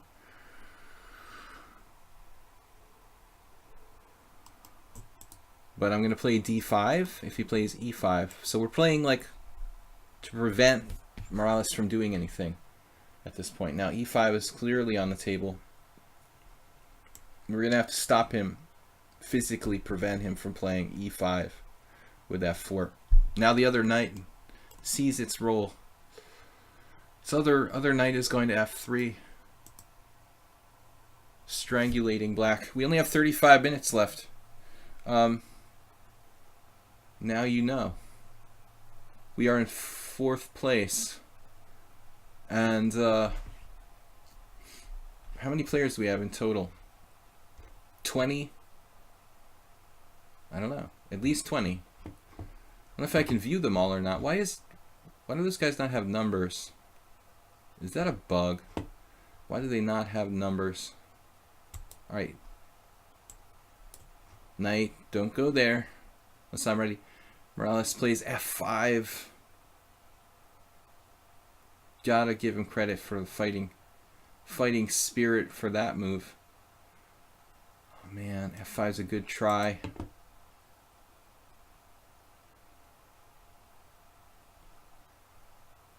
Well, it's a tough call. g4, what am I gonna do? Take it? Man, he's carved out some squares for himself for sure.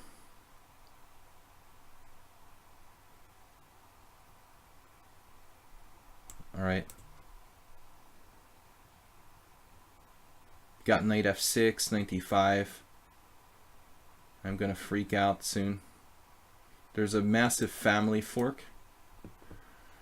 This is a tough game now. He's got knight f6 in there. Not the end of the world.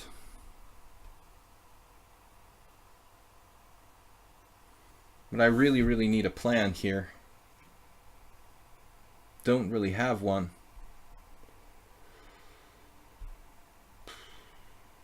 Maybe this move, going for e6.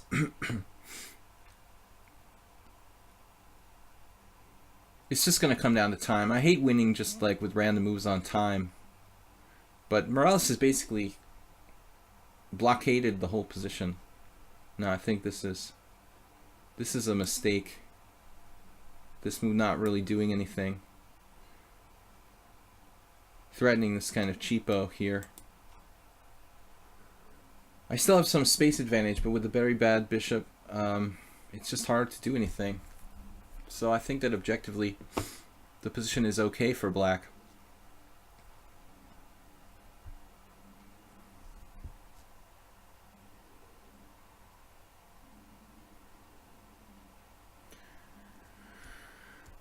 Man, this is tough. Tough. Instantly played queen d6. Maybe I have something. Knight h5. Knight h4. Be good if I could say the coordinates correctly. Some threat, at least. For the first time ever this game, I have a threat. He can't defend without playing... Okay, he's got knight h6, which is an ugly move to have to play. Then they can play like queen e2, queen h5.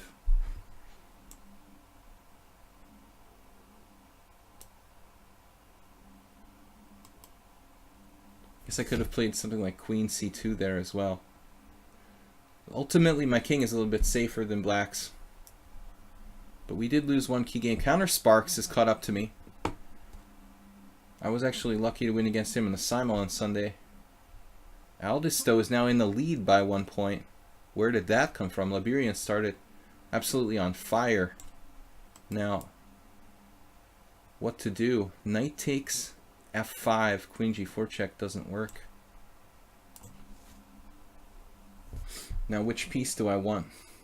We should go for this one, because we want to take off the f5 pawn, I guess. Nothing can defend this. Man, it's like pulling teeth to beat you. Should be a dentist. Queen takes f5, rook here, double attack. What do you got? That's going to hang a rook. Rook here.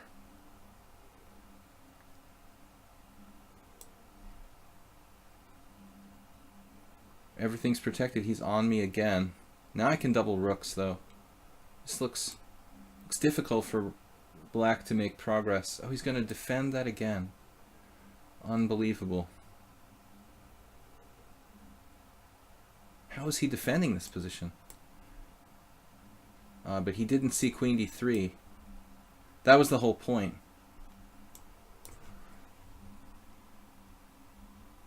Man. Good defense by Morales. Why am I playing passively now? Alright, man. Tough game. Whoa. I want to go back to the arena. I'm still in 4th place, even after winning. That's really bad. I don't know. Can I make it to 3rd place? I've got to slow down one of these guys. I've got to beat them head to head. Aldisto I beat. Liberian I beat. I didn't play World Loser. And Human Being has dropped down behind me. Basically, time for like 2 more games at least. Disappointed at Wesley today. It looked like he pushed too quickly for this breakthrough in the end. He had been building like a slow advantage. And I think he had very good chances to win there, but just played it a little too quick. He should have prepared, you know, the breakthrough. Now, how did I get paired this player? Kind of a weird pairing. I mean, somebody down on a lot less points. Adame from India, totally provisional.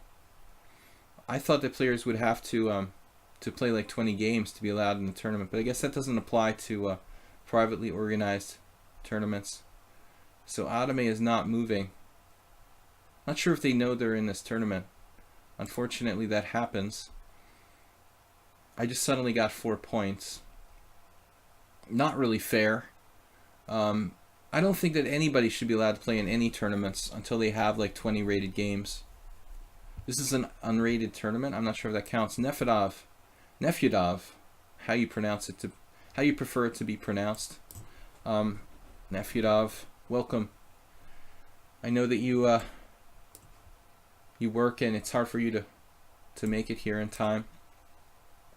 So he might be on the train playing this game. If what? Berserking could boost me pretty quickly. Yeah, I don't want to risk it. I'm pretty slow. I've been playing a lot of 5-0, but no 3-0. So if I suddenly berserk and go to 2.3 minutes, I think it could have a very bad effect on my result. Tempting to play bishop takes c3 here, actually. Just go for pure structure. But I don't think that's objectively the right move.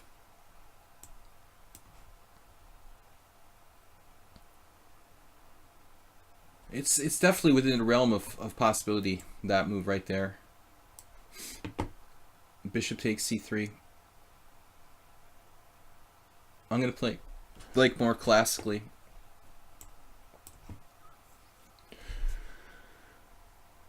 It's kind of like a Grand Prix attack style approach here from Nefyudov. It's actually a transposition to some sort of he's transposing to some sort of, let's say, Levenfish variation of the dragon. He's got pressure on b2, so he can play bishop b3 though. That's actually surprisingly irritating to deal with. I'll probably play queen h5 and go into an ending. Pretty confident in my endgame abilities. If I did, you're right, if I did berserk, I should have berserked against the 1500. It was a big blunder. I didn't know they were gonna show up or not. But if I was playing some 3-0 recently, I would definitely pull the trigger on berserking. But I'm a little bit slow at the moment. I think it's not like riding a bicycle. They say, you know, things are like riding a bicycle, but For me, playing blitz, you know, I have to be used to the time control. I'm capable of playing 3-0, but I have to speed up my game, and I'm just not in the mode. I could be, but I haven't been doing it. I just prefer playing with more time. Knight h5 is an interesting move. Queen h5, I mentioned earlier. Playing for endgame. You know, in general, I think, you know, I like playing endgames against less experienced players. They're usually less confident in endgame. They don't have a lot of experience in technical positions and stuff. Nefedov should be okay here, though. This is really not a great move for me. But I just thought maybe he might not be comfortable in an endgame kind of scenario. He played this move. Whoa. Oh man, what is going on with queen d3? Alright, well, my queen is not really in danger of getting trapped. Famous last words. I'm going to go back with knight d7. Trying to hit his queen. He did prevent. That's a nice move. I mean, that's like really high level, actually. I see that in the accelerated dragon a lot in such type of positions. Well, I actually had bishop takes h3 ideas coming up now. We might have it there in that position. Now Nefedov simplifying. A little uncomfortable here, but he's given up the dark squares big time. All of his money in one basket. Basically pressurizing the white squares. Putting all your eggs in one basket. I'm getting out of that diagonal. Bye-bye. We are not on the diagonal anymore. Nefedov is definitely a competent player. But he doesn't have like professional level openings. He's playing kind of like club style openings. He played another Sicilian against me, kind of out of book. A little bit off the main lines last time in the simul. Rook b4. Why not? g4 looks kind of insane. A little bit insane. I mean, not completely insane. I mean, I don't know. Just his king could get opened up here. But I guess it makes some sense. At the same time, is my rook going to get trapped on d4 ultimately? Could happen. Could happen. All right, let's hope it doesn't happen.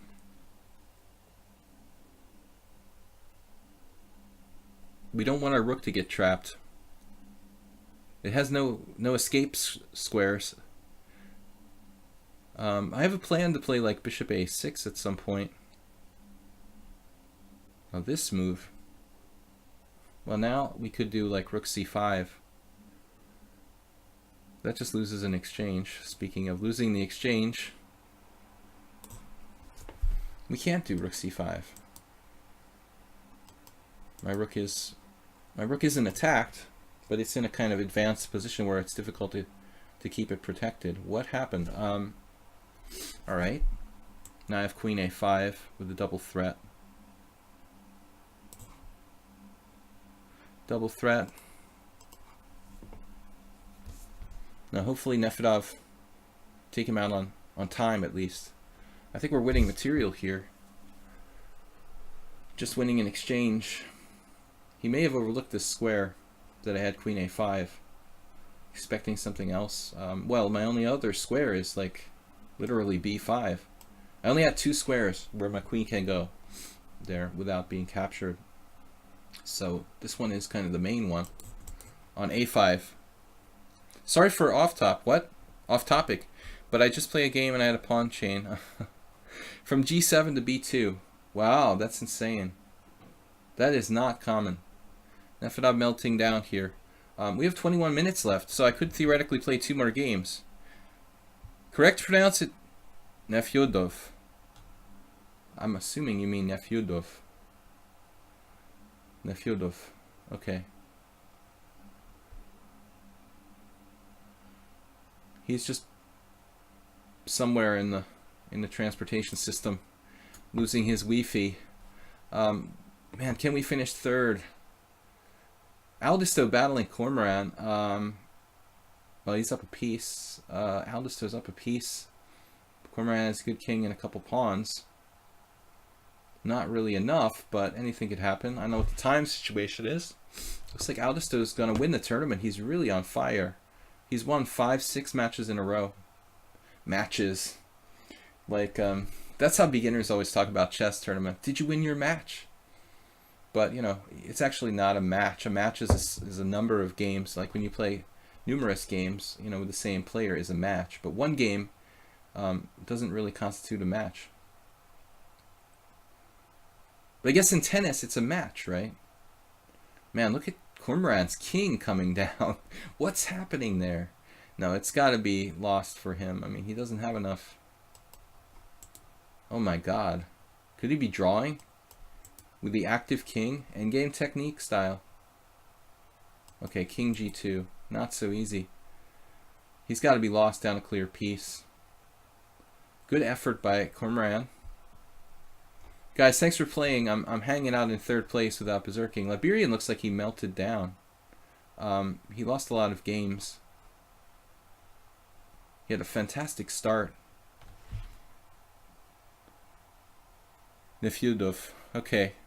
I actually studied Russian in college for like 4 semesters, believe it or not, but you know, in a competent major U.S. university. But unfortunately, I didn't really study hard enough, and my professor sort of, just out of the kindness of her heart, Professor Belizersky, let me pass. I'm not sure I was really deserving, but I needed to finish the language requirement to graduate. So, but that was a long time ago. So my Russian, passing Russian language at university was kind of dubious. It wasn't really fixed, but it was kind of questionable. Now there's no pawns left. Liberian. Okay, we've got to take him out. Got to take him out. He's not berserking. Well, he wants to hold on to his thin lead here. But his time use has been a little bit, I think, well, in the case with me, it was a drawn position.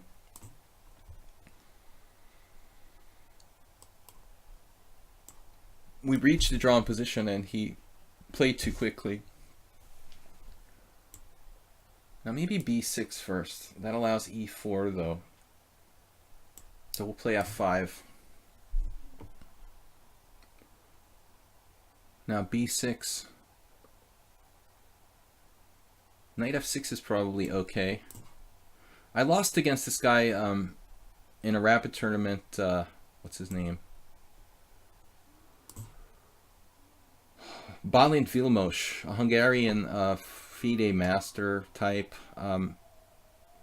But actually Liberian could be getting in trouble here. h3 doesn't look like a good move. He's kind of playing without a plan. Playing too quickly. And he's losing the white squares and his bishop is bad. So he's kind of walked into this strategic problem position. Playing a bit too quickly. Now e5.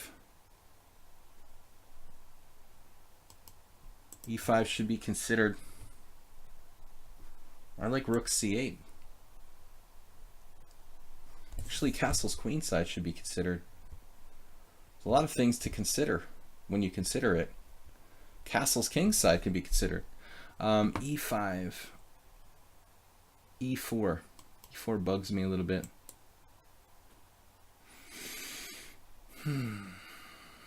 Alright. I decided castle queenside. This is actually kind of a risky way to play the position. Yeah.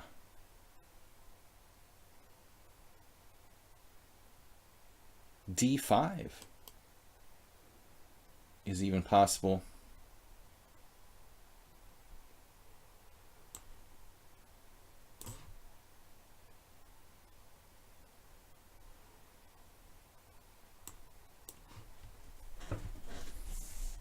I have lost some ground spatially, but the position remains closed.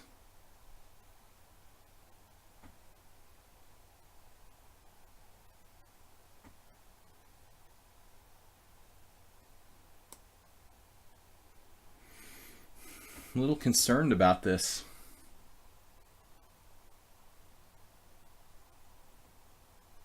Can play a6. It's a very weakening move.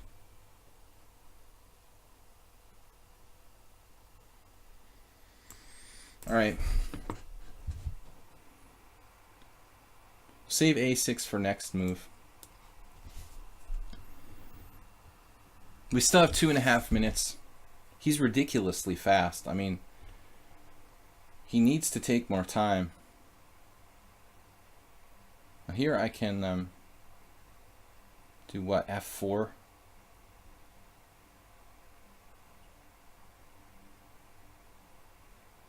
There's also a6, kicking him out.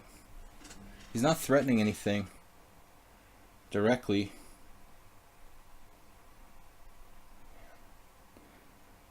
Guess I should just take twice. He sacked the exchange and played e5.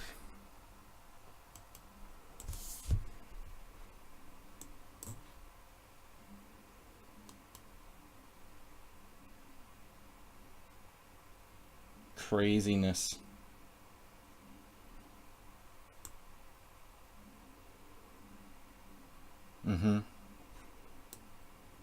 This is very dangerous for me.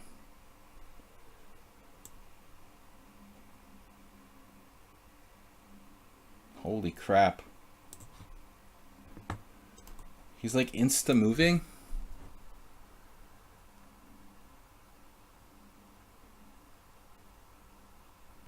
Wow.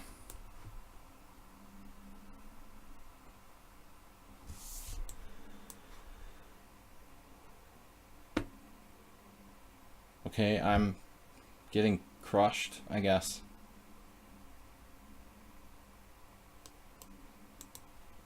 I'm getting crushed? What is going on? He's so fast, it's like unreal. Oh, that's just hanging. Oh my god.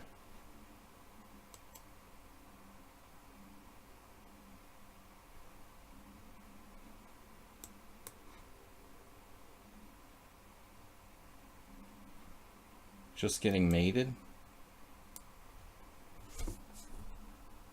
How can he play that fast? He actually won the last game? Why are these two highlighted over here? It's an amazing game giving me 2-minute time odds, basically.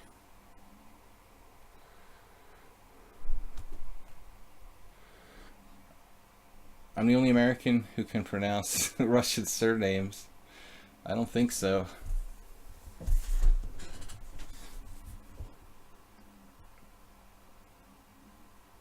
I must be lost here. I mean, this looks like I'm just dead.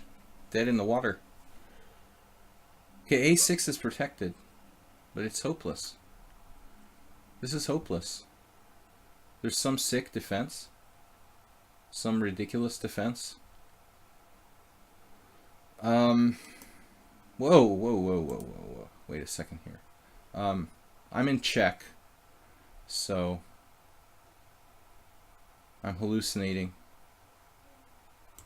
I have to go here.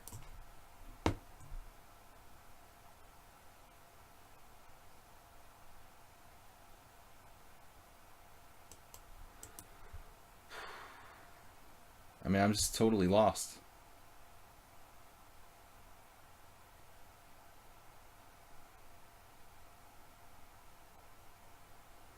He probably had better, but I'm amazed, you know, how he looked like he was totally clueless, absolutely clueless in the opening, and then immediately it was like this total transformation and he understood everything, and I'm just dead. At one point, like, total clarity came over Liberian, whereas initially, like, he was just making completely random moves. Yes, queen b6, check. And I thought I had a move here, but I'm probably missing something.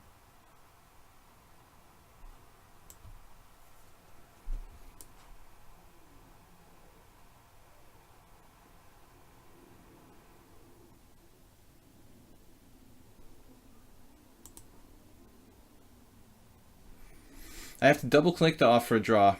I don't know if I actually offered a draw. All right.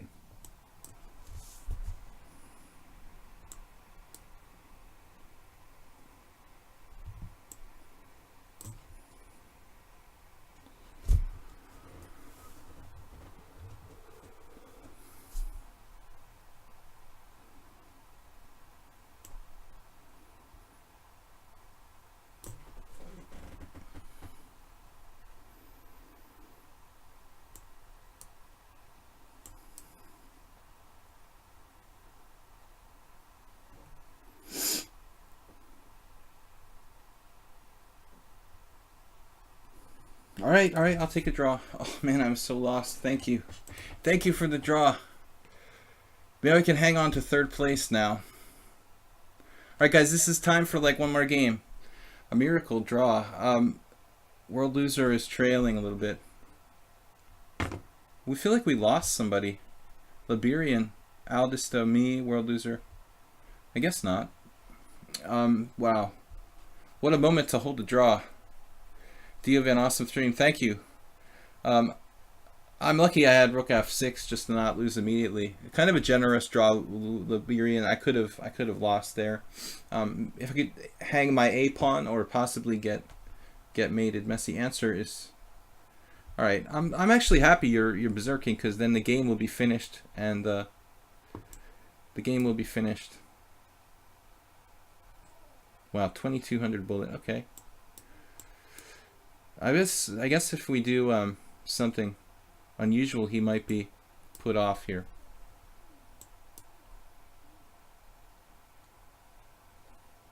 This reminds me of someone else who berserked against me not so distant past.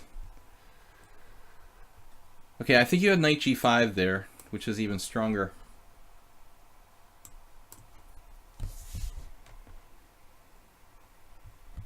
He knows what he's doing. This is a playable way for white to play this variation. I don't know, do I have to take this? Rook takes. Ooh, that's complicated.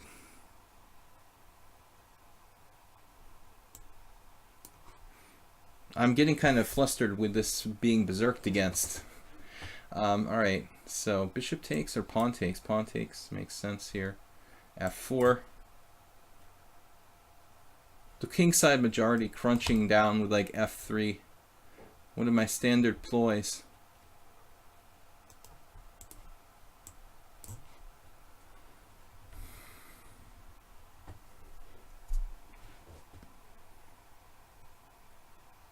So the game will be finished in time was what I was trying to say. The good thing about him berserking, because if he didn't berserk, that wouldn't be guaranteed. But there's no increment, so the game will count. Sometimes you're like almost win, but the game doesn't count. Alright, we're going to sandwich him on the king side here. I guess he's just berserking all his games. Maybe we'll win a prize, third place, if we're lucky.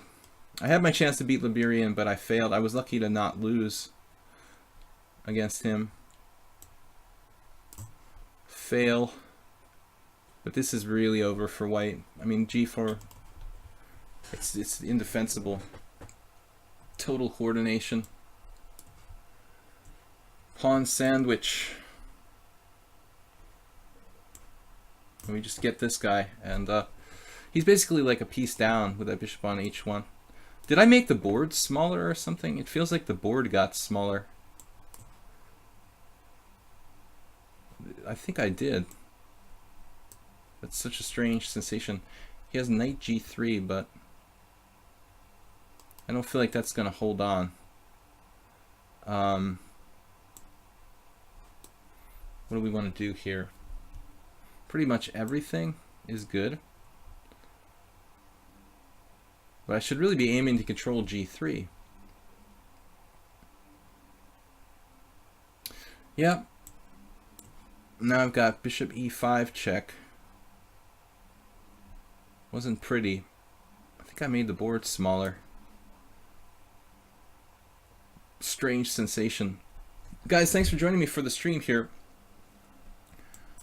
I should go We got so many friends online now, more than usual. Can't really checkmate him. Walk out with our king into the danger zone. Whose danger zone is it anyway? I'm going to checkmate you with my king. Yep. Yep. Alright, a good practical try. Now I don't have a mate anymore. I have to play this. I wanted to go king g6, but...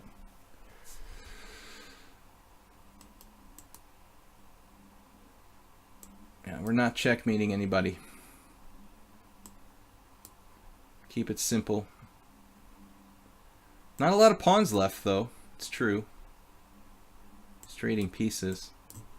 I wouldn't want to play messy answer with like no time left. Could be kind of unpleasant. Now he's got this rook takes e5 threat.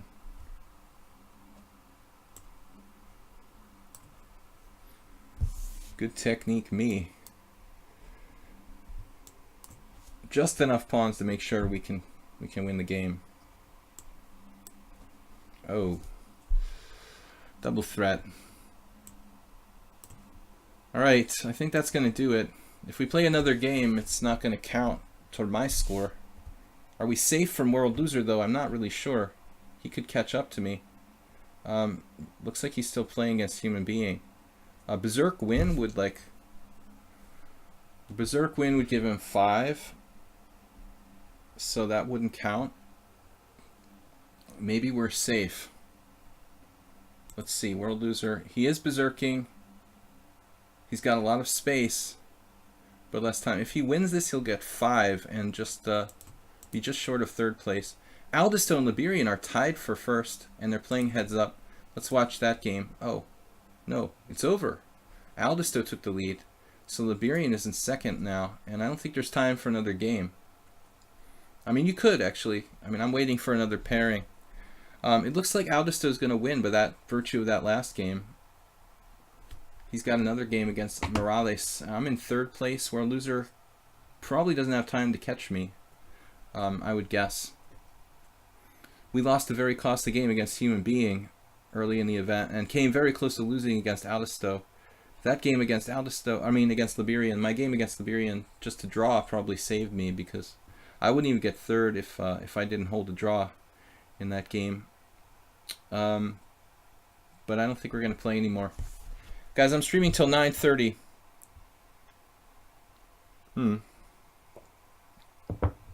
I feel like I made my board larger somehow. Smaller. In mid-game, maybe I clicked on something. It looked like it was smaller. Board geometry. Anyway, I'm not going to change it now.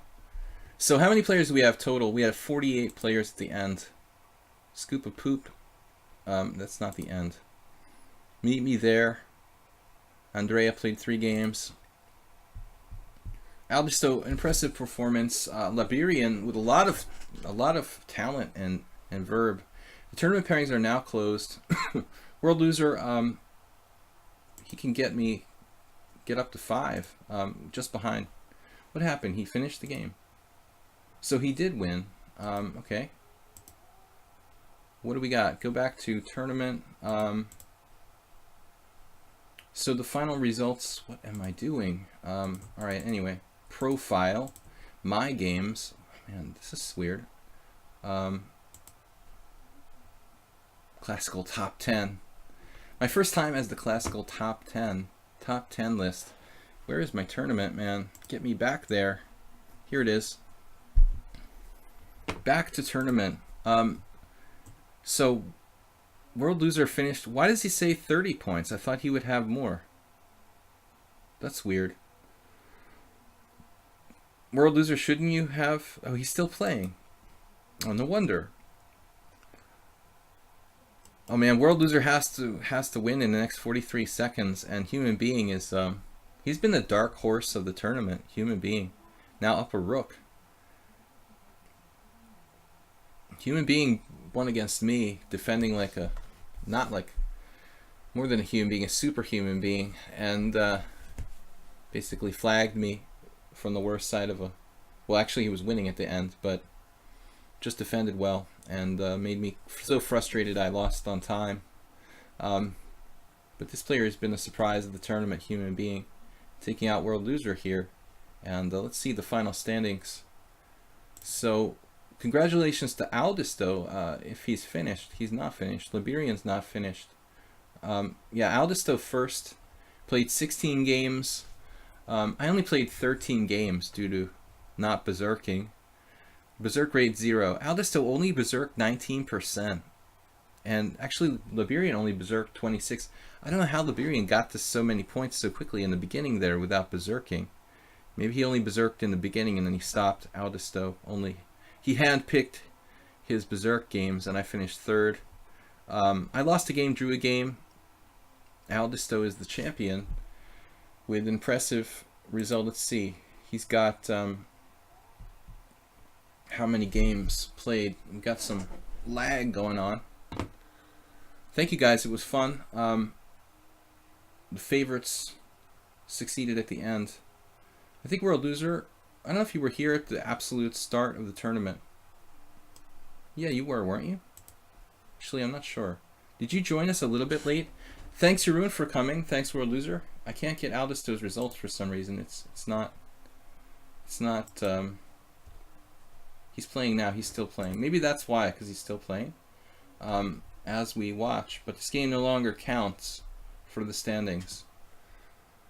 Morales going back to view tournament. So we've got average rating 1700, 155 games played, 10,000 moves. White wins 54, black wins 40. Draws not too many. Berserk rate 22. I'm third, and Aldis, though, first. Liberian second. So Liberian, that game against me, man. Liberian started amazingly, then he started losing some games. Counter Sparks made a surge at the end. He didn't play too many games, but he did well. Human Being, though. Some key spoilers by Human Being. Spoiling my tournament, spoiling world losers finish there. Thank you guys for all watching. Let's see. Let's take a look at my game against Liberian. I was like amazed by that. I must have been lost. If we analyze this now, I need to refresh. My game against Liberian, this was a disaster. I guess the final position is a draw in reality, but I mean, I was so lost. I was minus 15. God. Everything was fine after a while. Even here, after he sacked the exchange.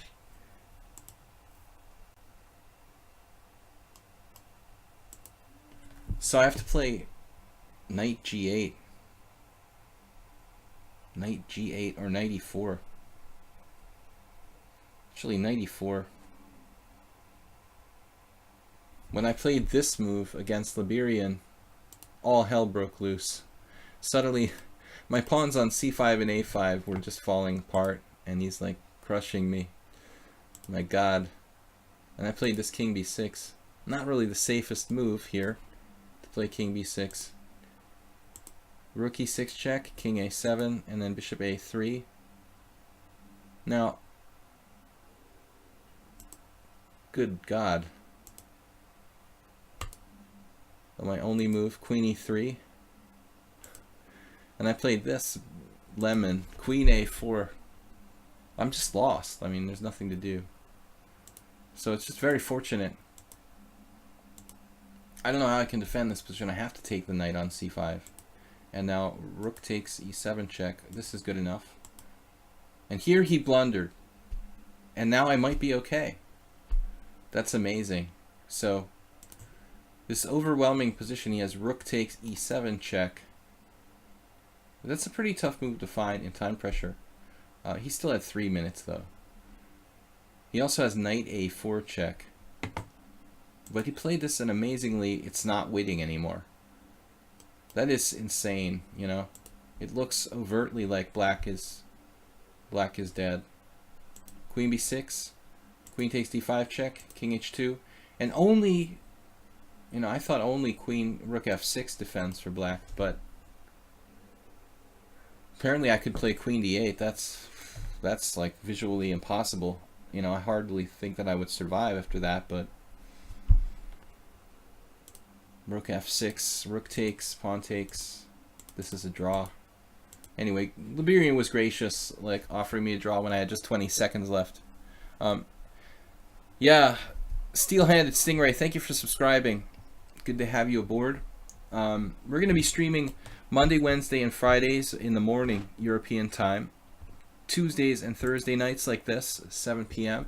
This Thursday I have a subscriber stream, so especially the subscribers can play, analyze games. If you've got anything you want to take a look at, like an opening or a game, feel free to like bring it to the subscriber stream. On Sunday, I do a simul every Sunday at 6:30 p.m. European time, CEST here in Hungary, and that is usually for 25 players with a 40/40 time control. So the Sunday simuls last about 3 hours for the longest games. Man, I am exhausted, guys. Before we finish, let's take a look at one more game. I had an interesting game. I lost against human being, which really derailed my tournament. This was not something I was prepared for, losing that game. I thought, worst case scenario, I'll draw, but it wasn't to be. So right there, I'm like, what was it? I played I'm a Kitty. I played Aldisto, I'm a Kitty, the 4th round against human being. I made some kind of horrible mistake. So I was never actually lost, okay? Even this queen ending wasn't lost, interestingly enough. But I lost on time. It's so painful to lose a game where you never had a lost position. But, well, anyway, like the whole thing was like I was slightly better. I was actually winning here. And this looks like it was a draw at one point. This was my game early on in the tournament. We had this funny, interesting bishop endgame where I spent a lot of time. And this probably should be a draw, but this is a blunder apparently. Bishop c1. It's kind of hard to believe that white can make a losing move in this position. I mean, that's the most logical move in the world, to play bishop c1 and stop bishop b2.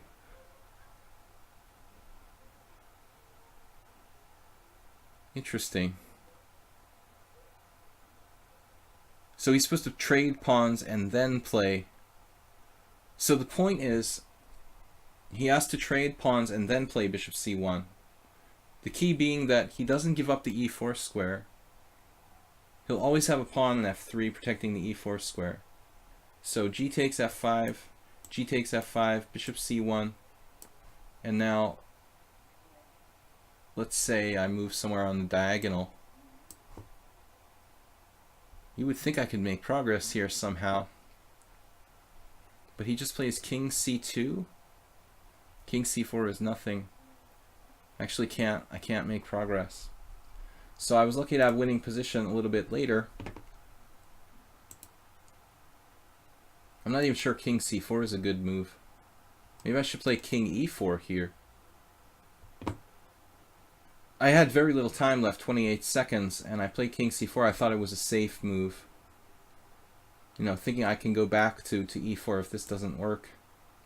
But objectively, king e4 going for the g pawn.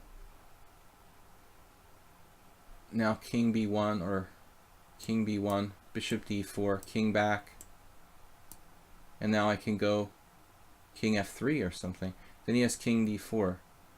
This is really tricky. Bishop e5, preparing king f3.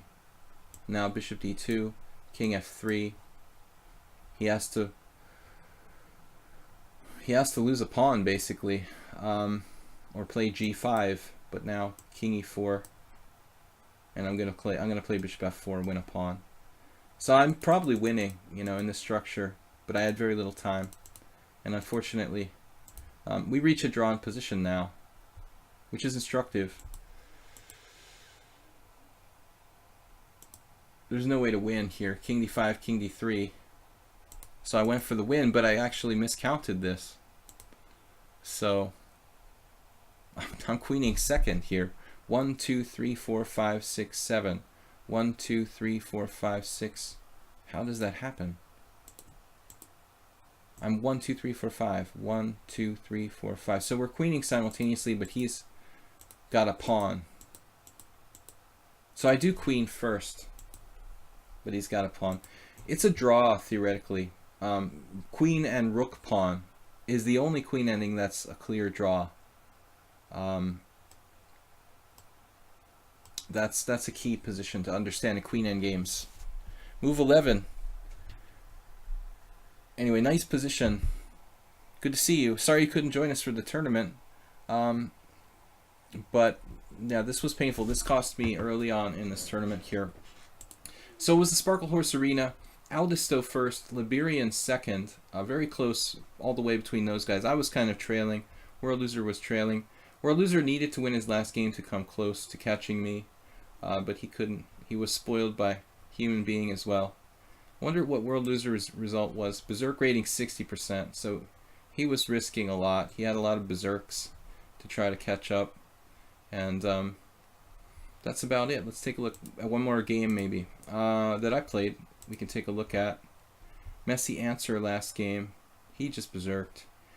Liberian, I was lost. Lucky to draw against Nefyudov. Yeah, the game against Nefyudov, one of my last interesting games. I think he was doing okay till the end.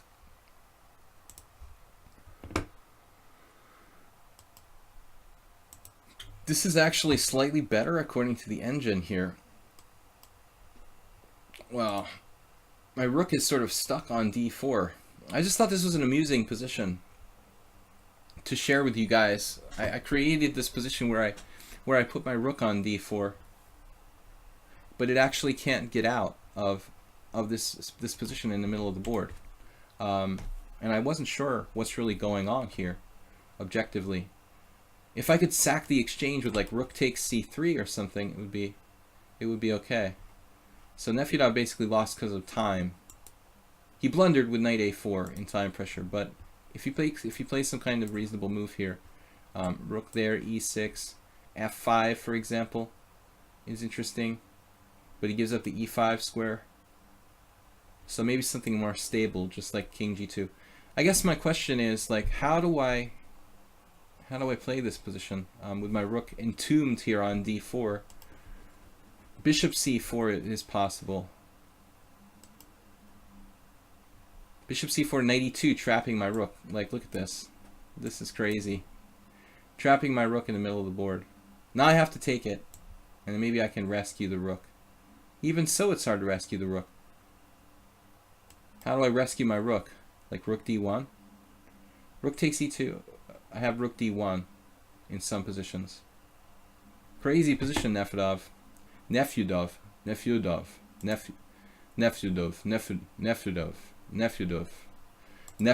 It's so hard to say it, but I'm getting better.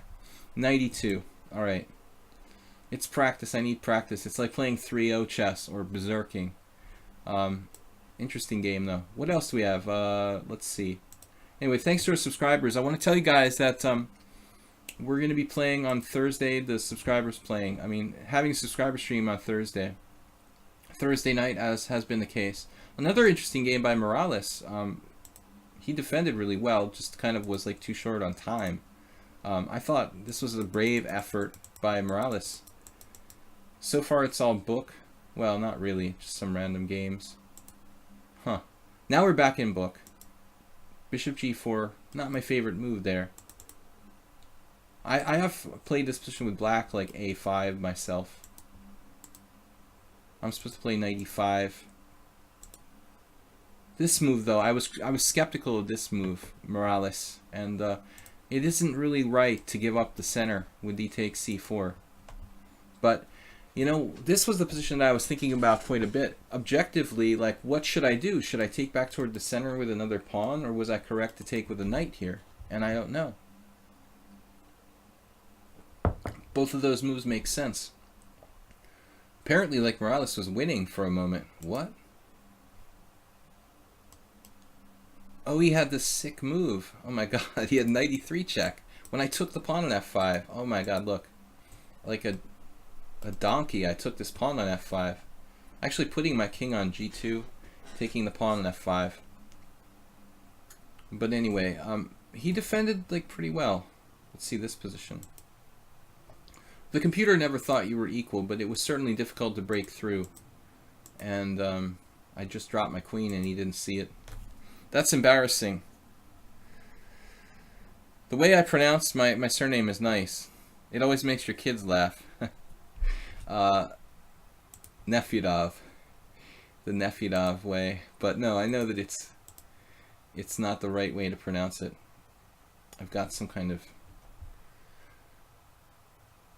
positional advantage in this one. So again, guys, Thursday is the subscriber stream. I'm going to be back tomorrow with more Blitz and Classical Chess here on lichess at 10 a.m.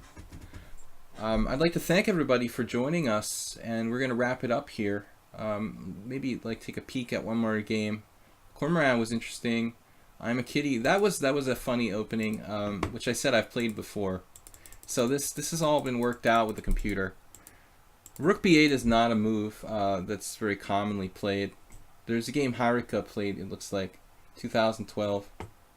Flesh Janos against Kraus from 1976. Bishop f4, e5. This is all computer-generated analysis that I previously played on the stream. B takes, bishop takes, rook takes b2. It's funny. It's very cute position. Knight b5. So this is like the third time I've had this. Rook b4. And now, okay, we're having this discussion with Diovin here. I don't know if I'm supposed to play bishop d6 or bishop c7. The problem is if you play bishop c7, oh crap, it sacks his queen or something? No. Queen e8. Queen e8, knight d6. I didn't like this. Queen e6. He could play queen e5 as well. This doesn't seem to be that clear to me anymore. So I went with the computer variation. Rook takes c4, and I think we had this game already, believe it or not. Unfortunately, most of my games on the stream are not saved because they're not rated games. I suggested this to lichess that they should save, you know, non-rated games because we lose a lot of valuable games, but they didn't really agree with me. Here in this position, we're still in my preparation, but I was having trouble remembering it over the board. So we had bishop takes f8, queen takes f8, and this guy's 1600. I mean, guy or girl, I'm not sure. I'm a kitty. Bishop takes f6, queen takes f8, knight d6, and now rook c5, also the best move. You know, the best Black could do after going into this whole business. You know, pretty crazy stuff. So at least I played it correctly. Queen takes, rook b1, and now knight d5. At least threatens knight c3, but I'm going to chop it off. So objectively, I'm not sure if knight d5 is really a good move. Anyway, amusing variation. Basically all like forced out of the opening. The best he could do once he allows like bishop f4. Although Black could play, I guess, knight 8, rook a8 there. If you want to see the position after rook b8, bishop f4. There were a couple games where players actually played rook a8. I mean, it's kind of embarrassing to play that, but probably the best move. After rook a8, c5, we have a kind of bind. Nebel Shina and Emil Bogdanov have played this position with white. Anyway, guys, I gotta go. Interesting games today. We'll be back tomorrow morning with more Blitz and Classical Chess. Thanks for joining us. Congratulations to Aldisto for winning the 5-0 Blitz tournament. And we'll see you guys tomorrow.